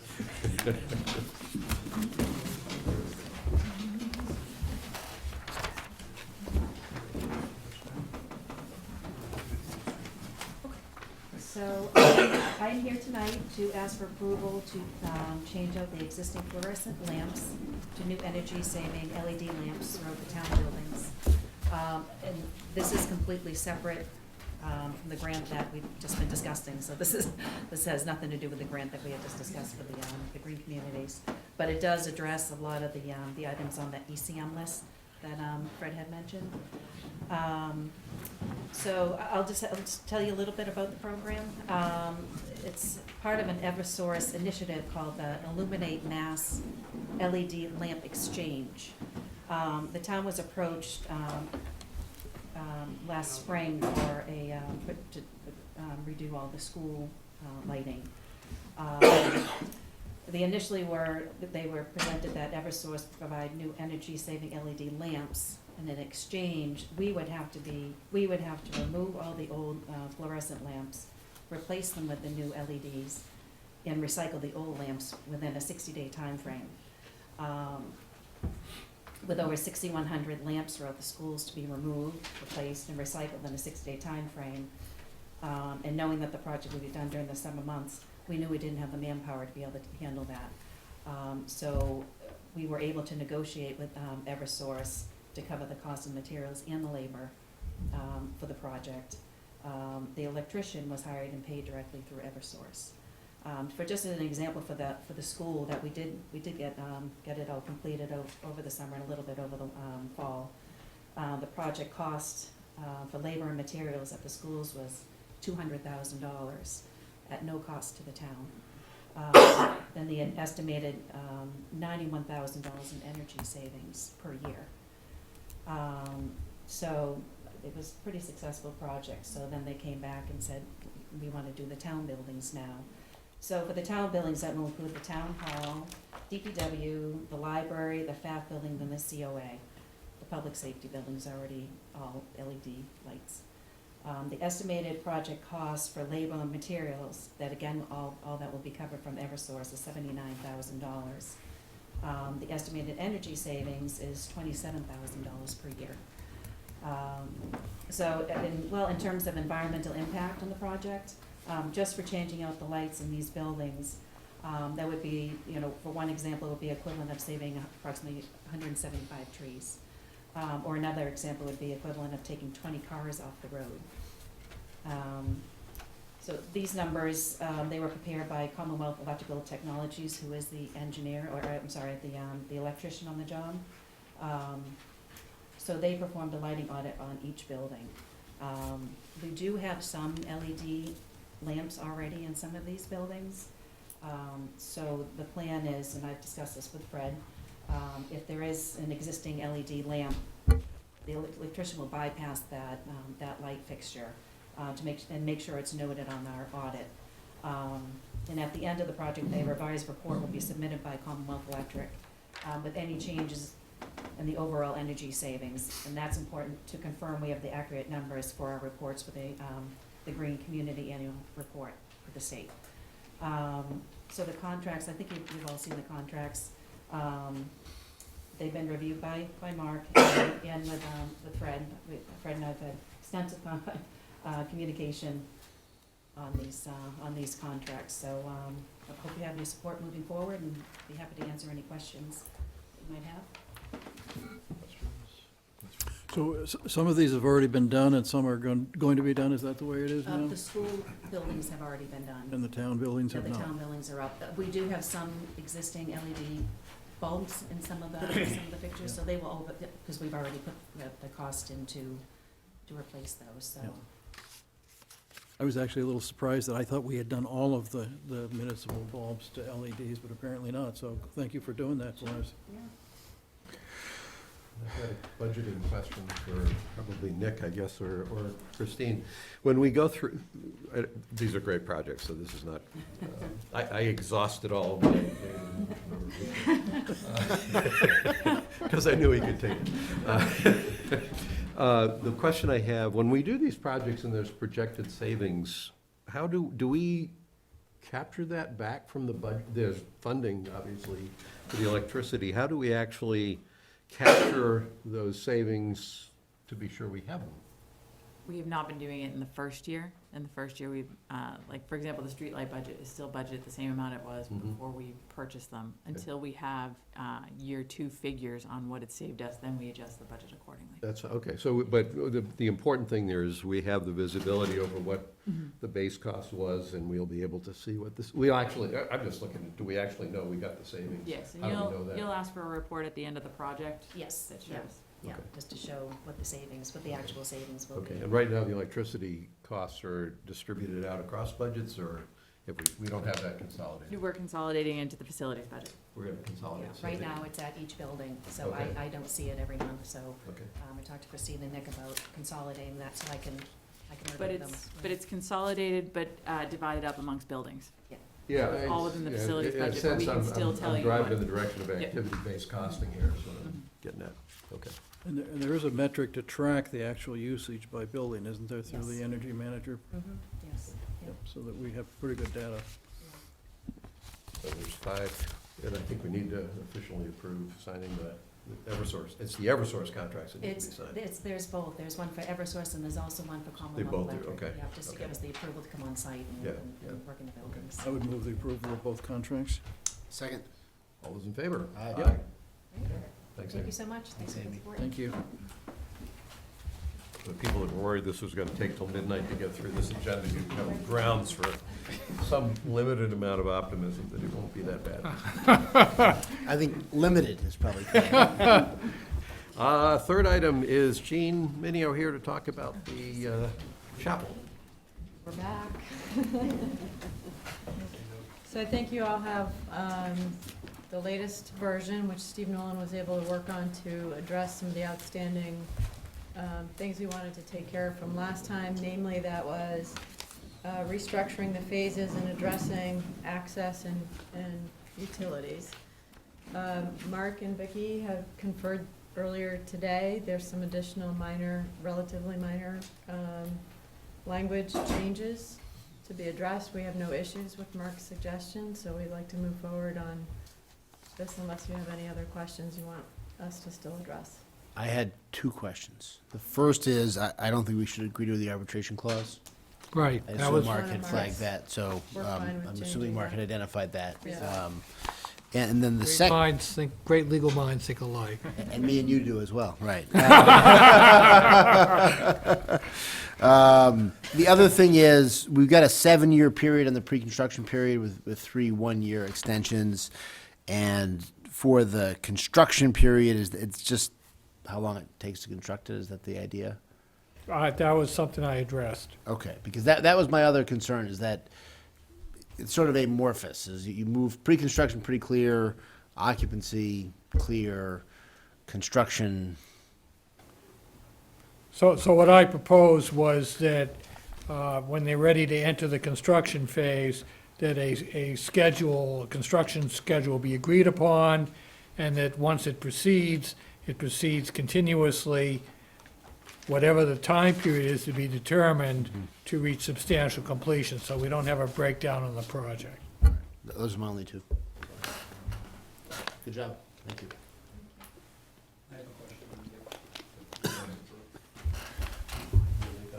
I had some notes that I'd sent along in the past. I didn't have anything to add. You've got mine from before, and I'm not a lawyer. Okay. Okay, Bill, wherever the microphone is.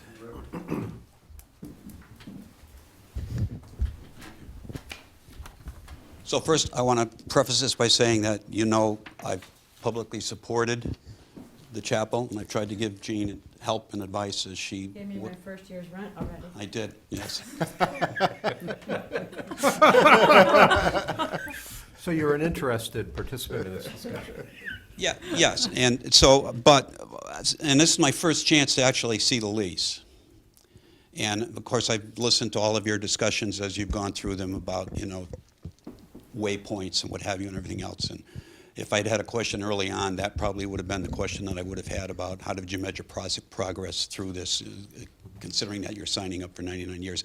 But my question is a different question, because I'm not sure how you handle this with a lease.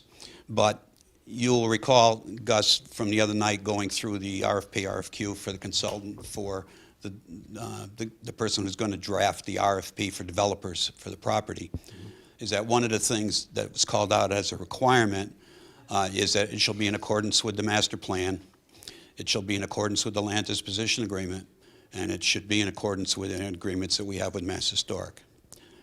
I didn't see any pass down of those requirements in the lease. For example, in the RFP that you're going to send out to the developer, presumably, and it's included in the master plan, there's requirements to comply with the MIPA. And very likely have to submit a process change, notice of process change from the original 440 units. Who makes that submittal?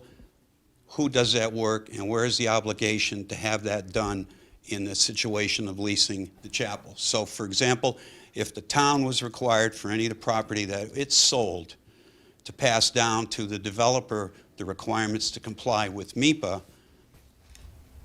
if that's not passed down to lessees, is the town responsible for doing that effort? Ditto with any of the other requirements in the land disposition agreement, like there was a sustainability requirement. In the Mass Historic agreement, there's a requirement for any advertising, marketing, or RFPs to be reviewed by Mass Historic. I think it's 14 days or something like that. So, That was for development of the property, though. well, you remember, I prefaced this by saying I'm not sure how you pass down any of those requirements, or if anybody's even looked at whether they need to be passed down or not. It's not specifically addressed, however, when they're ready to proceed in that direction, it's subject to selectmen review and approval, so that would, by inference, pick it up at that point. Okay, and again, I'm not trying to change the lease or anything else, but I think the time to make sure that the process is correct would be before you get to the selectmen to approve it, because you won't want to say, well, you didn't do your MIPA certificate, or you didn't do this, or you didn't do that. That's all. And I don't care how it gets covered, just that it does get covered. Does that make sense, Gene? Yeah, I think so. See, like I said, I'm not sure how, with the lease arrangement and everything else, I'm not sure, well, who was responsible to submit the thing that says we've got 6 more feet of permeable parking space than we had in the other plan, and therefore we need, I'm using hyperbole, but. No, you're asking, as far as I can tell, you're asking valid questions, Bill. So I would just ask you to find whether you need to address it, how you're, and how you're going to address it. That's all. Thank you. I believe the language does address it in the broadest sense, that it needs to be subject to the approval of the Board of Selectmen. Right. And I'm concerned where it could be 7, 8, 9, 10 years out, that regulations or requirements would evolve, and that we should leave it non-specific, given that we're dealing with a construction project that will start some years in the future. If you want to suggest some language that at the time of the selectmen's review and approval, they'll take into account any relevant or applicable federal, state regulations, maybe just to put it in as kind of a reminder. Sure. I would suggest that any legal contract is presumed to comply with state, local, and. Don't worry, he'll probably be long gone by that point. However, Bill, I think, I'm not sure here, but I think what I hear you saying is that there's covenants that we've got with the state, some having to do with environment, some have to do with historic preservation. This project itself, if there's one building that we expect to be refurbished or renovated in a manner consistent with the master plan and the intention of everybody, it would be this one building. If all the rest of the buildings on the site were gone, this one building would stand as a testament. So I don't think we've been in tune with what you're talking about, but I think what I hear in your question is, in the absence of flowing a requirement down to whoever is actually leasing property, even people you're totally friendly with and you want to see succeed, and it's almost a public-private kind of a deal, does the town have any exposure by not flowing specific requirements down in the contract? It probably isn't gonna, it's probably not a big enough project in and of itself to trigger MEPA to begin with. As far as the historic preservation, if that's in place, they have to comply with that anyway. The recitations in the lease talk about the fact that the town intends to preserve and reuse, that this is what this corporation, nonprofit was set up to do. And as I said, there is general approval, review and approval language as you reach these phases or new phases about to start, which is broad enough to encompass that. And the exchange I just had with Vicky, I think if she tweaks the language a little bit just to, again, just somewhere in the future when somebody looks at this. And we obviously can't, by leasing the property, exempt the tenant from Right. the rules that apply to the landlord. The tenant takes subject to whatever rules apply to the landlord. The only question would be,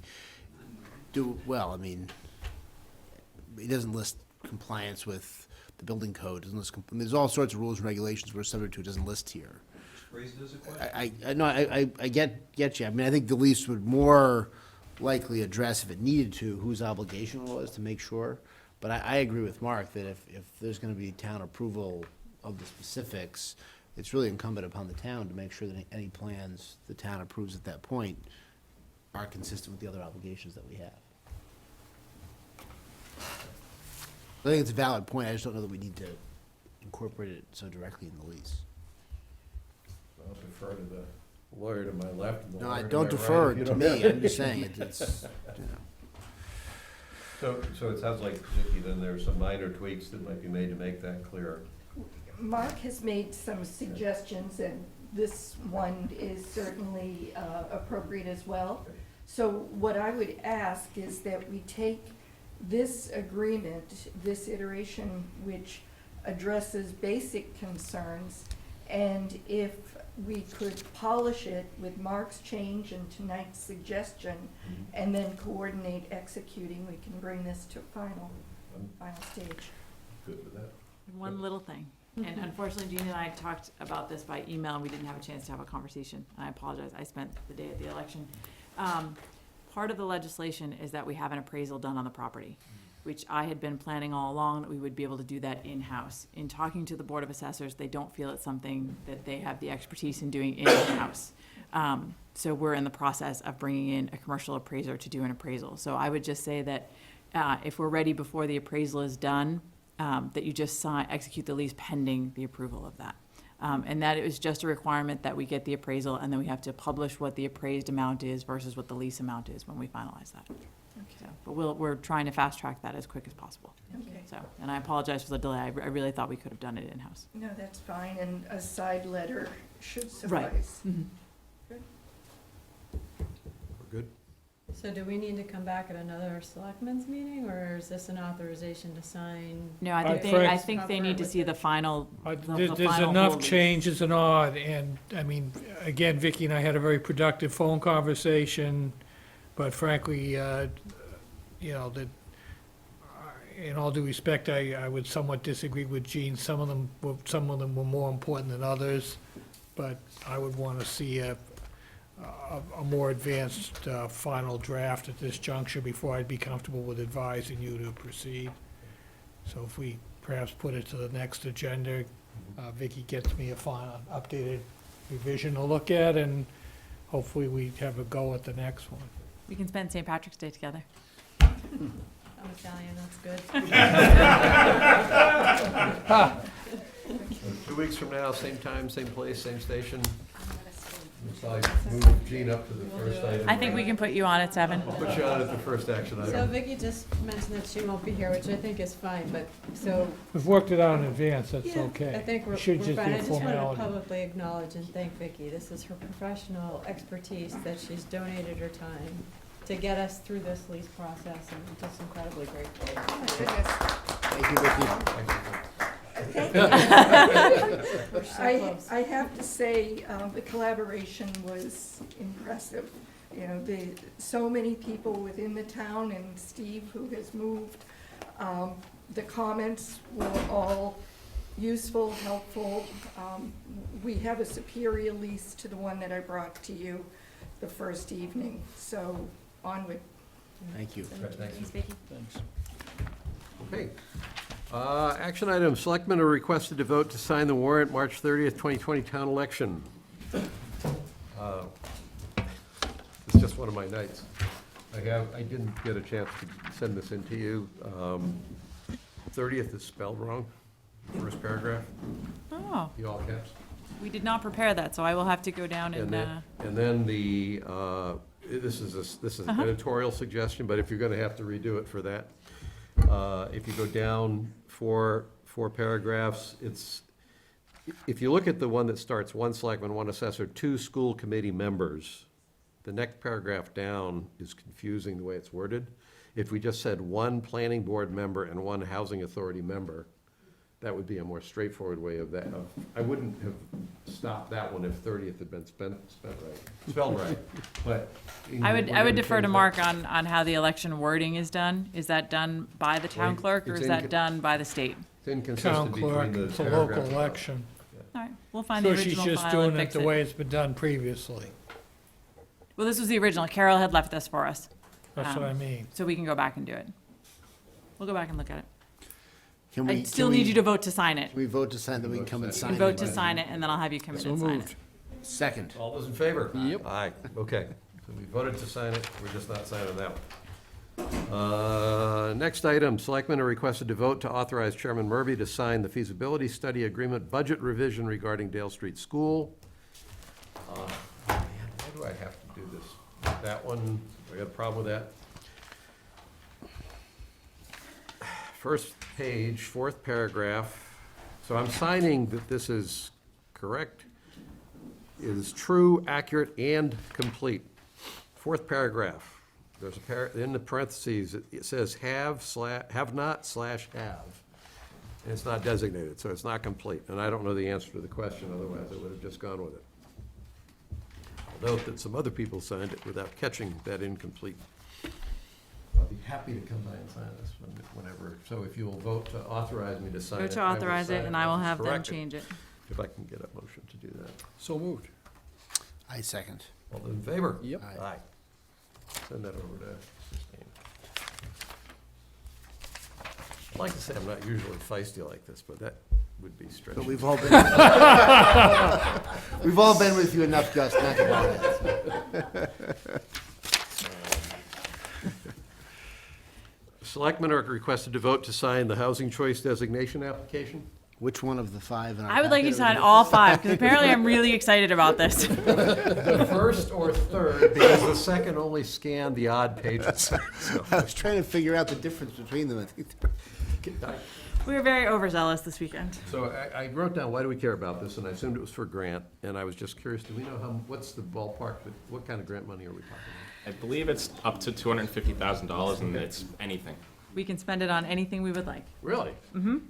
Well, And I'd like to commend Sarah and Yvonne worked really hard getting the 120, accounting for the 127 houses. And their first original pass, I think they were only at 120, and they went back and worked at it for a couple of weeks to really make sure we got everything. They so we found could some do more. this. We And found they- everything. there were some places in here where in addition to what the little wording is like a place where there's supposed to be a table. I assume that kind of stuff is all All that stuff. done. Yeah. Okay.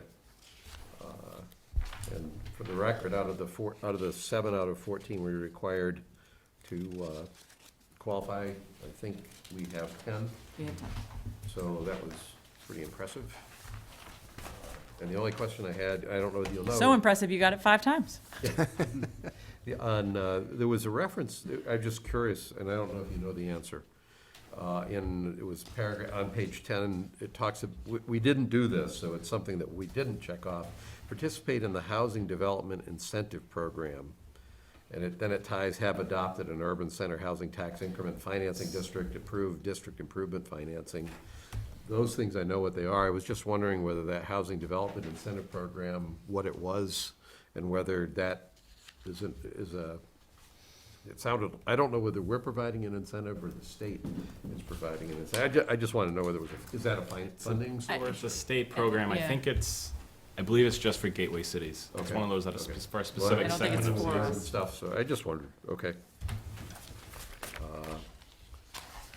So the action was to have me sign this, and I have one more question, maybe Nick, you can do it, on the where I sign, it says certification by chief executive officer. Given that the building inspector is certifying the statement above, what am I certifying? That- The whole thing? The whole The thing. whole The whole thing. thing, okay. You're authorizing the whole application to be submitted. Great, okay. I would move to sign the housing choice designation application. I second. All those in favor? Yeah. Yep. Okay. Next, vote to sign the eligible purchase certificate for 14 Turtlebrook Way. So I didn't include this in your packet because it includes some financial information for the buyers and the sellers. 14 Turtlebrook is one of our affordable units that sold back, I think it was in December or January. DHCD ran the lottery for us, found the eligible buyer. We were able to transfer the unit, and this just agrees that we agree with the state that it was an eligible buyer for the property, which we do. It should be in the, it So should be in did the we file. already, originally approve something on this You- particular unit? yes. Okay. Yep. Okay. So this is just approving the person who's buying the unit? Correct. Put it in there, Gus. Yep. Uh, It's basically approving the owner buying the unit and that we agree that it's still one of our affordable units. But it should be in there. Let's see. Well, it's not that. Yeah, keep that on top there. This here. Yeah.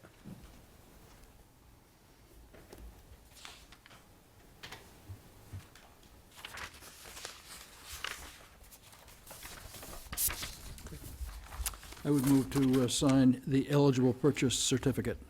Second. All those in favor? Aye. Next, discussion item, talking about the Hinckley property. I wasn't sure if we had finished the discussion, if we were continuing that discussion. Remember last time we put you in charge of working out the deal, and so What's the deal So you worked there's, out? so this will tie in partly maybe to my report. The Selectmen's report. The one issue that I raised, I think, Christine, with you, is whether we need to put an article in to read it, or which, this is the south. I don't have anything further on this one now. It's, Okay. It's the Hinckley, the other one that. Right, that you want to talk about during articles, okay. Let's see, 2021 budget, capital budget, warrant articles, municipal stabilization fund. Where do you want to start? So the municipal building stabilization fund vote. Okay. There's a consequence if we don't. do Yes. that, so. So this is the vote for the 2.5% increases. What we're- Correct. You're authorized under the creation of the stabilization fund to increase that every year. And can I assume you or Nick are recommending that we? We are do- recommending the 2.5. We have not fixed all our buildings yet. No. I second. All those in favor? Yep. Aye.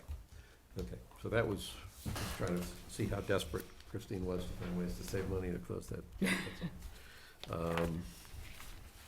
Okay. What do you want to talk about next? Okay. Nothing, is there anything new on the capital budget? So we're still going through that. We met with the warrant committee last night. If we can talk about the annual budget for a minute. Needs more than a minute, but you don't have an update tonight. We're still getting some numbers. We got some property and liability numbers late tonight, so we'll have an update that we'll send to you before the next selectmen's meeting of where we are. At this point, we're still over $1 million in which to cut. Nick and I sat down this week. When you start cutting significantly, we're starting to talk about cutting people and programs, same as we did last year. We have about $320,000 worth of cuts, but that starts to impact our programs, and we'll start to present that to you at your next meeting, I think is most appropriate as we continue to go through it. Some of those are cutting positions.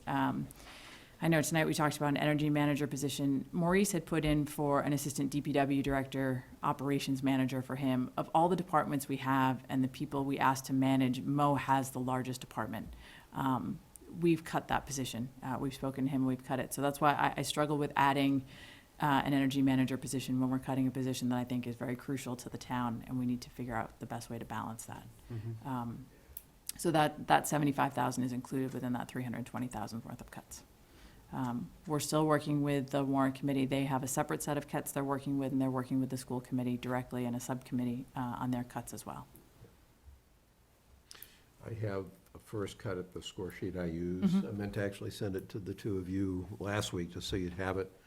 But what I'll do is I'll send it out, and the one thing that I was able to get close to that $1.1 million gap, so I'm pretty confident I've got some good numbers there, but it's probably not perfect. And the one thing that will help, and Nick, you haven't seen it, so I have not. it would make sense. He's for heard me. about it, though. Yeah. Well, it was a lot simpler than the one I was using on the warrant committee, I can assure you. But I'll come by and brief you on that. And the one thing that would help to get a little bit better refinement is I didn't have the Chapter 70 and Chapter 90 numbers readily at hand when I first did this. So there's actually a place you plug that in, and it makes an adjustment on Okay. the split. So Sure.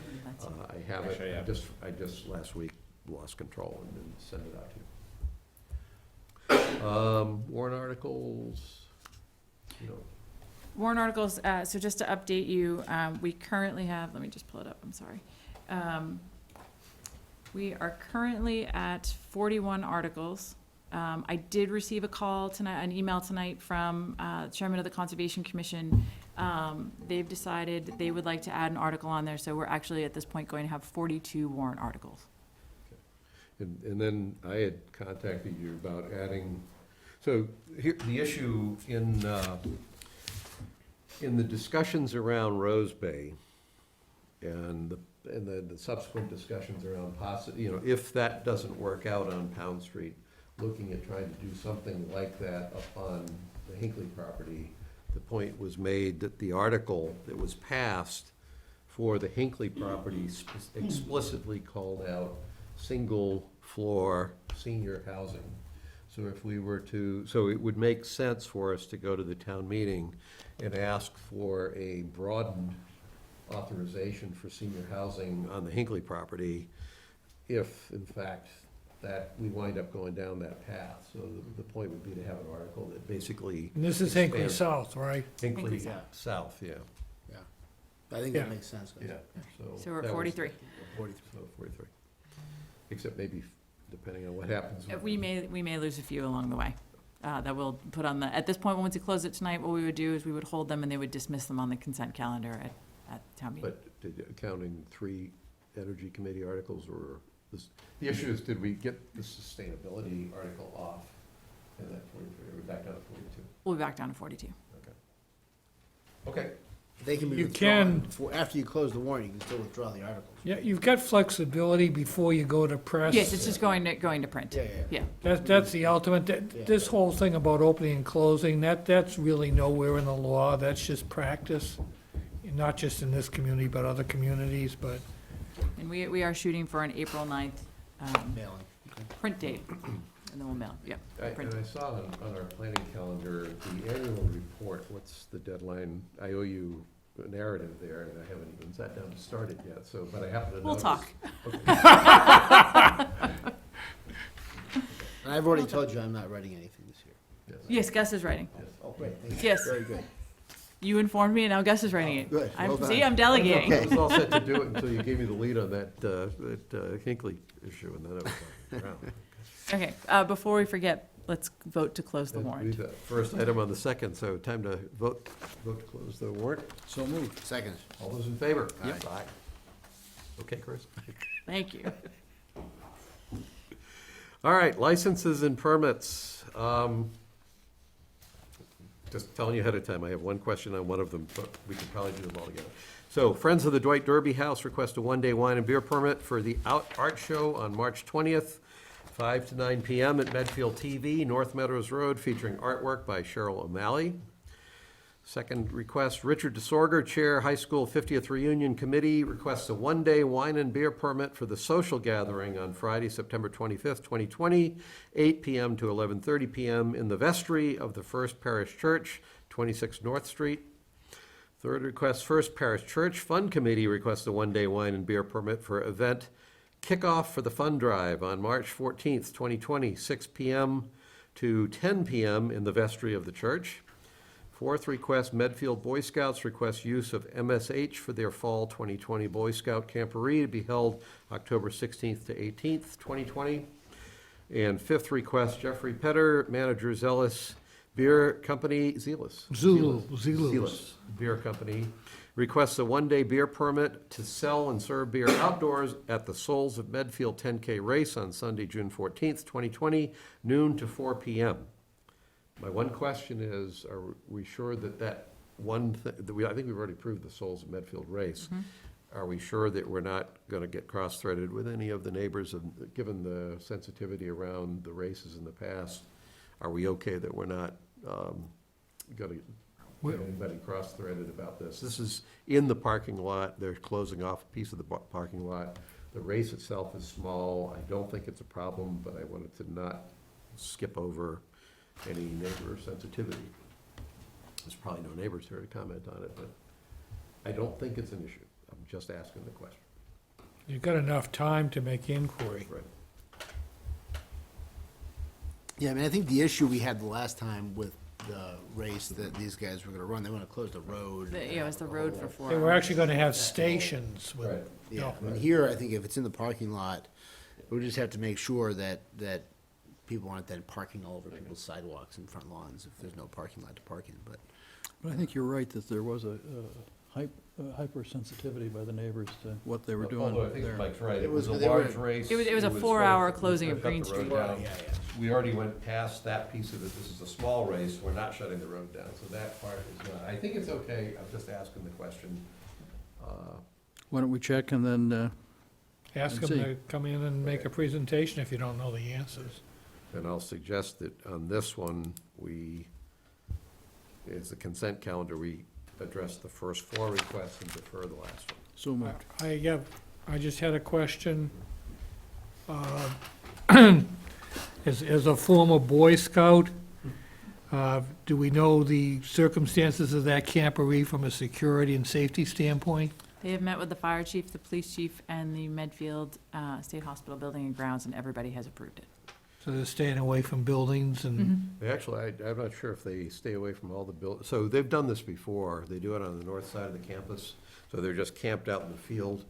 I think that they used the brick building, the big building. I know they actually were running, I don't know whether they're doing this. my only concern was from a liability standpoint that it be supervised adequately, that we don't have people wandering off and finding their way Yeah. into the Yeah. vacant buildings. That Dangerous type situations. That wasn't an issue, but. The closest one's the art building, and I noticed some kids there, they were outside the fence, Yeah. nobody was trying to get in or anything last year.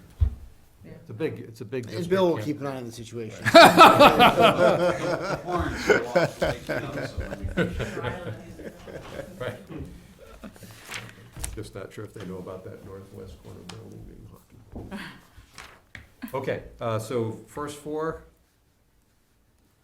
Move to approve. Yep, I moved already. Second. All those in favor? Yep. Okay, so four approved, As long one as no one was deferred. trying to get their Urban Explorer merit badge while they were. Okay.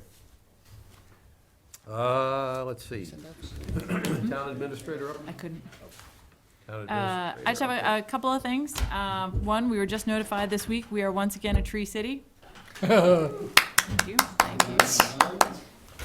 And as of 8 o'clock when the polls closed, we had 4,349 voters, which is a significant How turnout. many? Of how many? I think there's 9,600 roughly registered So voters. almost 50%? Yeah, which is a great turnout. And that's all I have for tonight. And we're deferring the. We're gonna hold on that. So.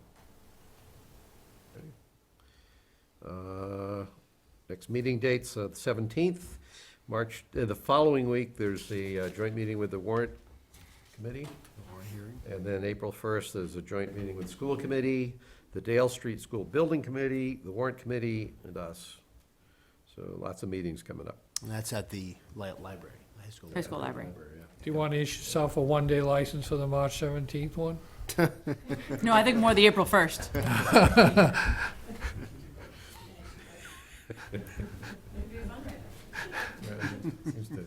I think that's smart to do that for fundraisers, get everybody kind of, get them to sign up. Okay, selectmen report. We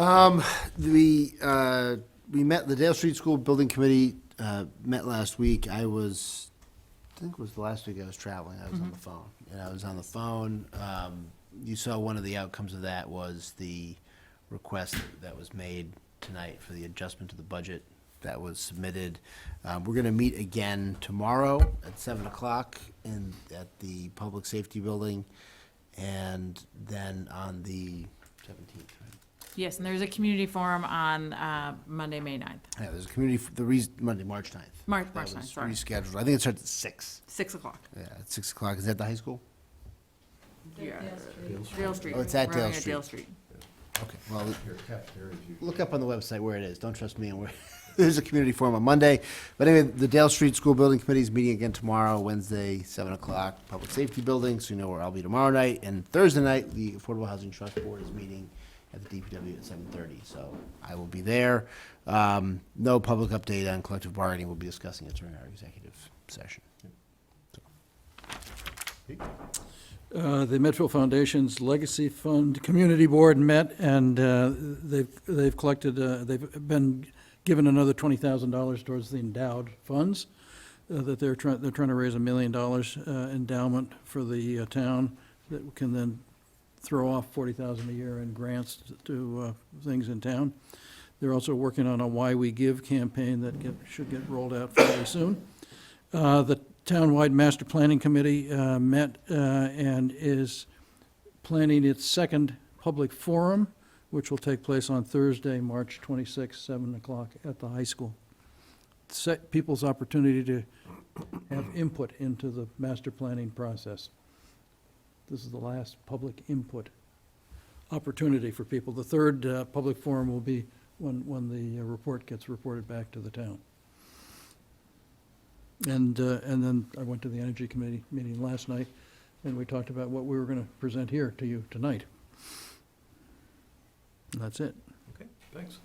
I had three things. The zoning board of appeals asked either Christine or me to come to their meeting last week. It was the next step in the hearing for the Rose Bay project on Pound Street.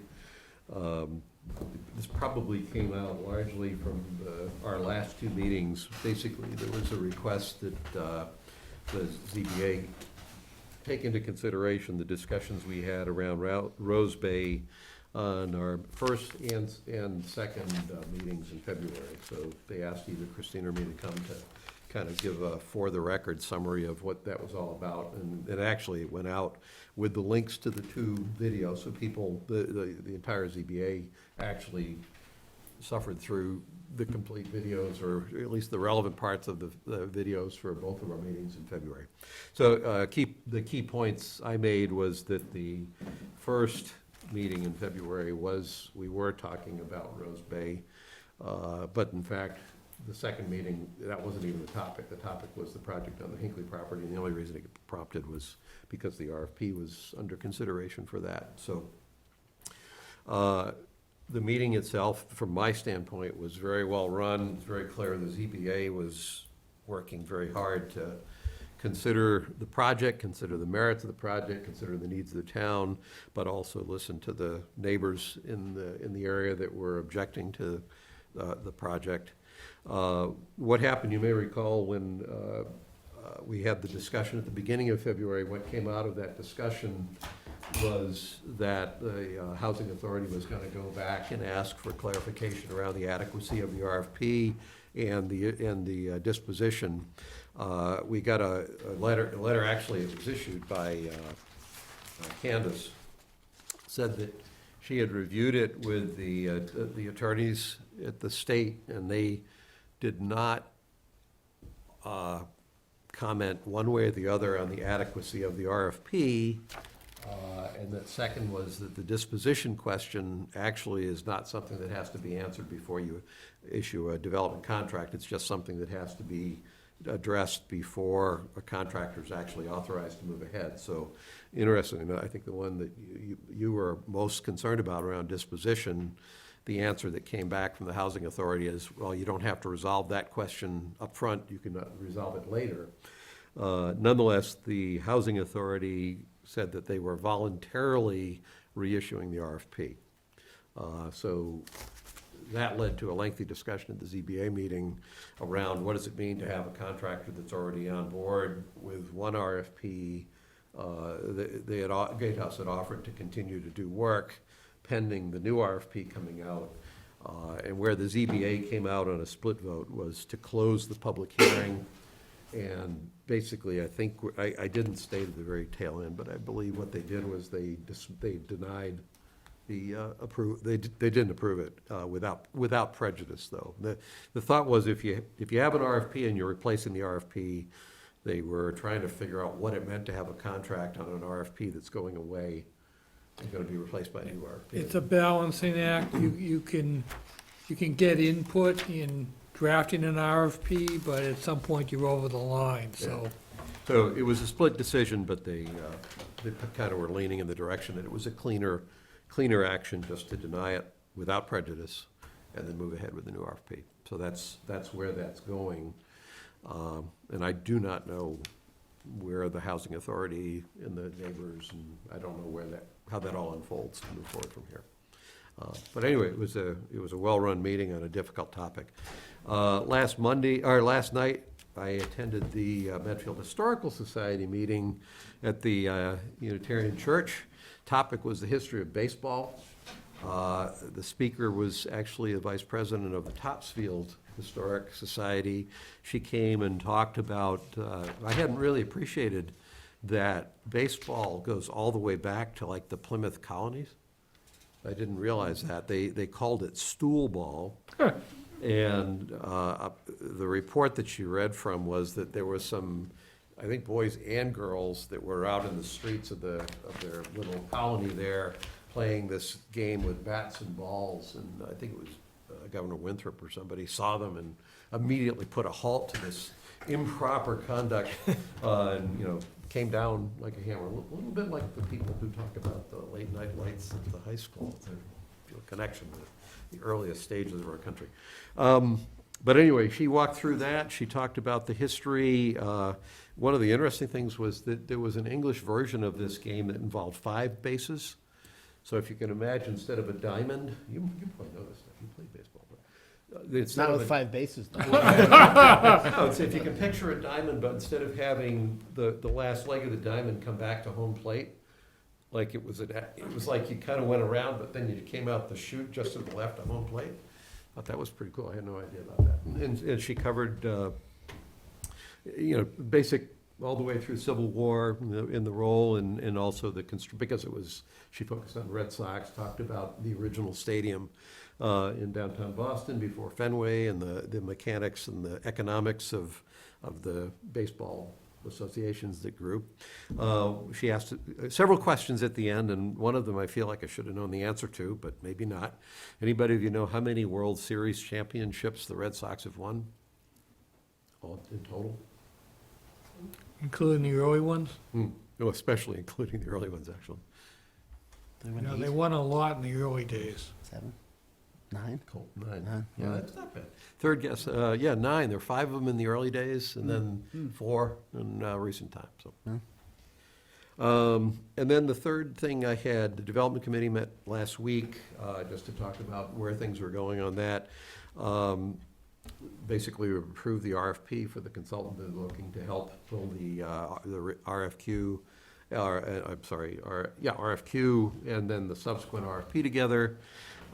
They decided that they would be requesting $50,000 in additional funding to supplement the money that's already in there. So roughly, we've got about almost $100,000 there now, with $40,000 of it dedicated to the environmental stuff.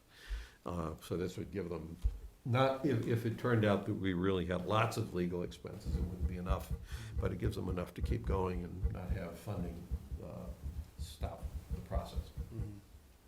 And I'm still delinquent to get the announcement to get people, additional volunteers.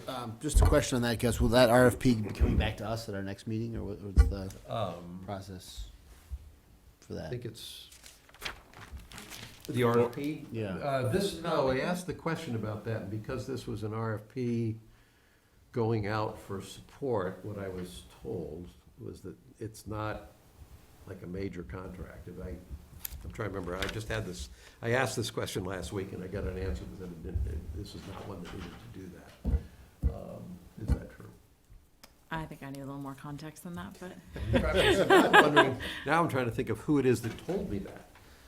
Because if it wasn't you. If it wasn't Christine, What- if it wasn't It wasn't Christine, me. Nick, or Mark. No, Nick, did we did that? I'm trying to remember I'm trying to remember where I raised the question. I don't even know what you're talking And I got about. the answer. So the development committee is going to hire a consultant to help with the writing of the RFQ and the RFP. Correct. And I'm trying to remember and I asked the question, does this have to come before the selectmen? And the answer I got was no. Who's issuing it?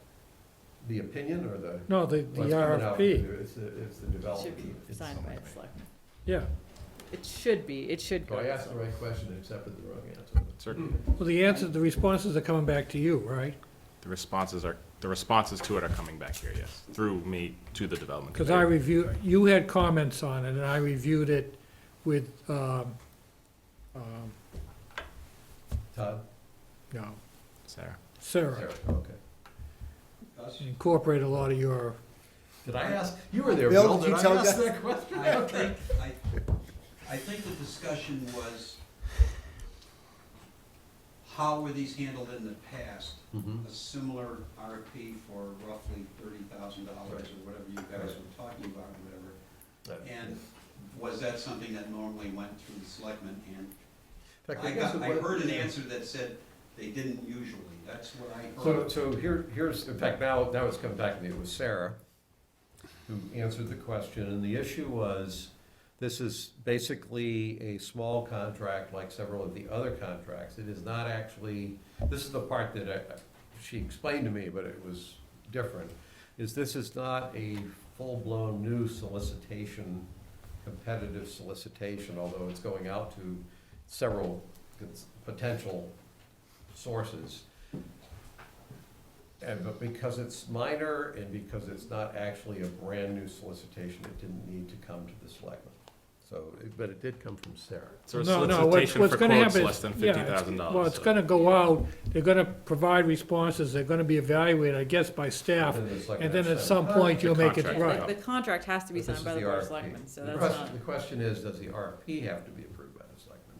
And the answer was no, for reasons that sounded reasonable to me last week that I can't remember exactly, but it was Right. Sarah, so. Yeah.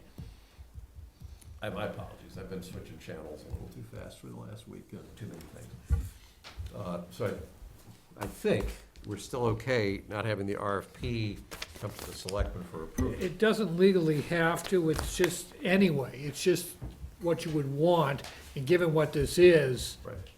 I think it's, that it doesn't, this feeling is that there isn't that need, and you've all had input into it anyway. Right. Are you both okay with that? I don't know what it says, so I don't know how it can be okay. It's with it. asking for a consultant to help assist in, I can. No, I think We that's. can circulate I it. think that's Yeah. fine. This would be kind of like the equivalent when we approved the contract to repair the roofs of the buildings at the hospital. We didn't have to approve the request for the proposal that went in. Right, you're just soliciting quotes from 3 different vendors. Okey-dokey.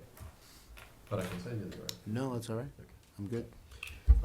That's all I had. And everything else is informational. Does anybody have anything else? No? Chris? You need a Only microphone. with a microphone.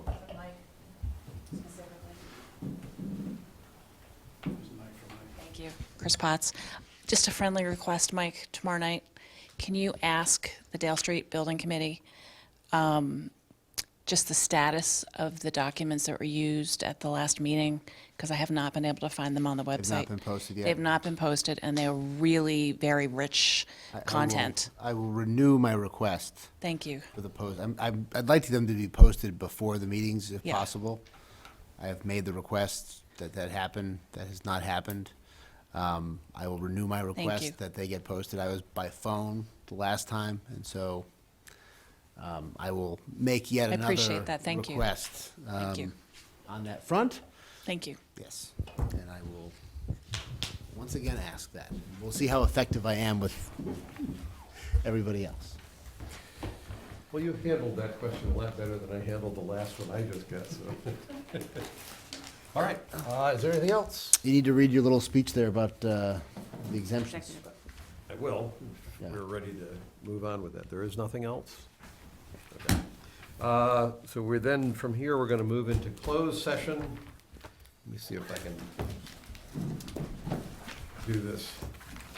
Tell you what, let's see, we're gonna be moving into closed session on the basis of exemption number 6, consideration of the lease of real property involving the Dwight Derby House and Hinckley property.